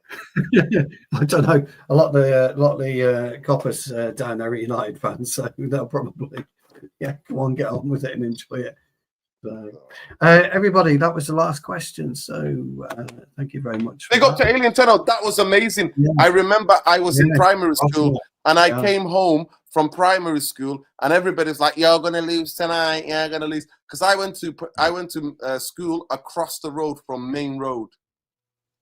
I went to a school across the road from the Man City Stadium, and in my class, a lot of the people in my school were all City fans. A lot of them were City fans. And there was about 4 or 5 of us in my class that were United fans. And I remember I got some chips. I got some chips from City Chippy. Chippy, yeah. I got some chips from City Chippy, and I walked home. And in the rain in Rotterdam, in the rain. That was the first time witnessing Manchester United first ever trophy where I was like, yeah. And I remember that kit. Jarvis got that kit, that white. Yes, yeah. The 1991. White shorts and white socks. White shorts and white socks. That white kit. And I just remember in the rain. I think it was one of 200, only 200 sold in Norway. Wow. At least through the supporter club. That's unbelievable. When I was in junior school, I was the only Manchester United fan. Where school did you go to? I was at Lilleshall County Primary School there, and they were at everybody Lilleshall? was a Wolves. Is that Lilleshall, where yeah. Lilleshall, yeah. Yeah, little village. I went to school in a little village called Lilleshall, and yeah. So, well, Who else? What did the school Lilleshall, support? Who did they support? Liverpool and Wolves. What the fuck? Now, when I was going there, I know why you know Lilleshall because it had the School of Excellence. Of course. Yeah. So Lilleshall Hall was about a mile from our school. Yeah. And the kids, Michael Owen and that, they all went out to Idsall School in a place called Shifnal. That's where, when they were there, that's where they had their. So a lot of the kids that I grew up with, went to school with, went to school with Michael Owen and that type. Yeah. I'm telling you, like, that's the way it was for me. That was my proper. And I remember we went back to school and I was like, Manchester United have won a European Cup. And the teacher went, go and sit down. Yeah. He was a big City fan, my teacher. My primary school teacher. Yeah. Go sit down. Oh God. You don't want to. You definitely don't want a City fan. I think we're all lagging for some reason. I seem to be lagging. Jarvis is lagging a bit. Northern's lagging. We're all lagging. By the way, I'm honestly so tired. By the way, Jarvis. Yes. By the way, that kit, Norwegian kit, is brilliant kit. Wow, it's such a beautiful kit. It's lovely that. Yeah, I don't know why he's wearing it. I think we have a feedback right now, but I'm not sure what's going on. I don't know what's going on. Well, anyway, I'm having issues. Time to end. In the UK, in the UK, we've been having telecom issues all day. I think Vodafone in particular, it was down. Down all day. My phone was down. Yeah. Majority of the time, day to day was down. Yeah. So I seem to have lagging issues. Guys, we are 2 hours 35 minutes. It's been a massive show. First of all, I want to thank Callum Stone for coming on. Yes, first time on the Tactical Devils, and Nuruddin, always invited, always free to jump on whenever you feel like it, buddy. And we have Stu Wally, my compadre, my partner in crime when it comes to this channel, Tactical Devils. Always available, always helping me out and on our channel. So big ups to and the Devilish Tacticos, Jamie Wade, the Superfly guy, Tyrone Williams, Lou en France. Big up Tyrone. Big up Tyrone. Big up. I've seen you in a while. Big up Alien Tenno. Alien Tenno, Red or Dead 69, Boxing Straight Talk, Donald Strumf, something, DJ Superfly guy. All of you guys. Day 147. I saw a new name here. That's Figo. I haven't seen Figo before. I haven't seen Figo before. Is it Luis? I've never heard of Figo. You Portuguese? No. Who is he? Luis Figo, you remember he scored against us for Real Madrid on Old Trafford, wearing those Real Madrid black jerseys. Yeah, it was unbelievable. You know what I like to remember? When Joe O'Shea dropped the shoulder and megged him. I was in the stadium. Yes. I was like, oh my God. We walked home. O'Shea just megged Figo. I know, which is unbelievable, that is. We were on the walk home like, O'Shea just megged Figo. Johnny O'Shea just megged Figo. Drop the shoulder. But we won that game 4-3 against Real Madrid, but we lost on aggregate. We lost on aggregate. Beckham scored. Maybe Beckham scored a goal or two. Best away performance at Old Trafford ever. Real Madrid, Ronaldo's hat trick. R7. Standing ovation. R9. Only player got a standing ovation. I was there. A couple of years earlier, Redondo almost got a standing ovation, didn't he? But because he squared it for Raul, and that flick, the Redondo flick, was just fucking hell. Fuck me, what a player! And Raul was the defender. He went around. It was John O'Shea, wasn't it? No, I can't remember now. No, was he Henningberg? Yes. It was Henningberg. The thing is, our seat is in the Sir Alex Ferguson stand, but we're a little bit further to the right, and I just can't. I guess the flick is in their kit. I can even tell you their kit: black with orange stripes. Was their Raul kit. just taps that in. Raul tapped it in. Yeah, brilliant Yes. strike. But Redondo was fucking. All of this because of the name of Figo. 3 old men. Yeah, talking about the yesteryears. The yesteryears. I'm tired. I'm tired as well. I'm tired Guys, as well. I've been at a festival all weekend since Thursday. Yeah. I'm gonna go to bed. Love. You've been streaming since like 5 o'clock now, almost constantly. Yeah, no, it's too much. Too much. It's football, man. Yeah, it's Beautiful football. game. It's the beautiful game. And I want to thank like people like RJ, Johnny Commode, and people Sean United versus everybody and everyone. No, everybody. That's how you say. And of it. course, And yeah, the super chats, Brad Chiku and Grace Sheridan with her super chats, and Luan France and Vicky. Thank you for the contributions. You are just beautiful. And last but not least, I wanna say from on the behalf of the Tactical Devils, Peter, our hearts go out to Peter and his family. There's no easy words. I know it's a difficult time. So from us, just love, respect, and strength. Sent your way from us. Yeah. Our condolences. All the best, Pete. All the best. All the best. All the best. So everybody, thank you. It's been a brilliant show, and hopefully we will see you Thursday night when we do the Liverpool breakdown. So everybody, have a good night, and we will see you on the next. Bye-bye.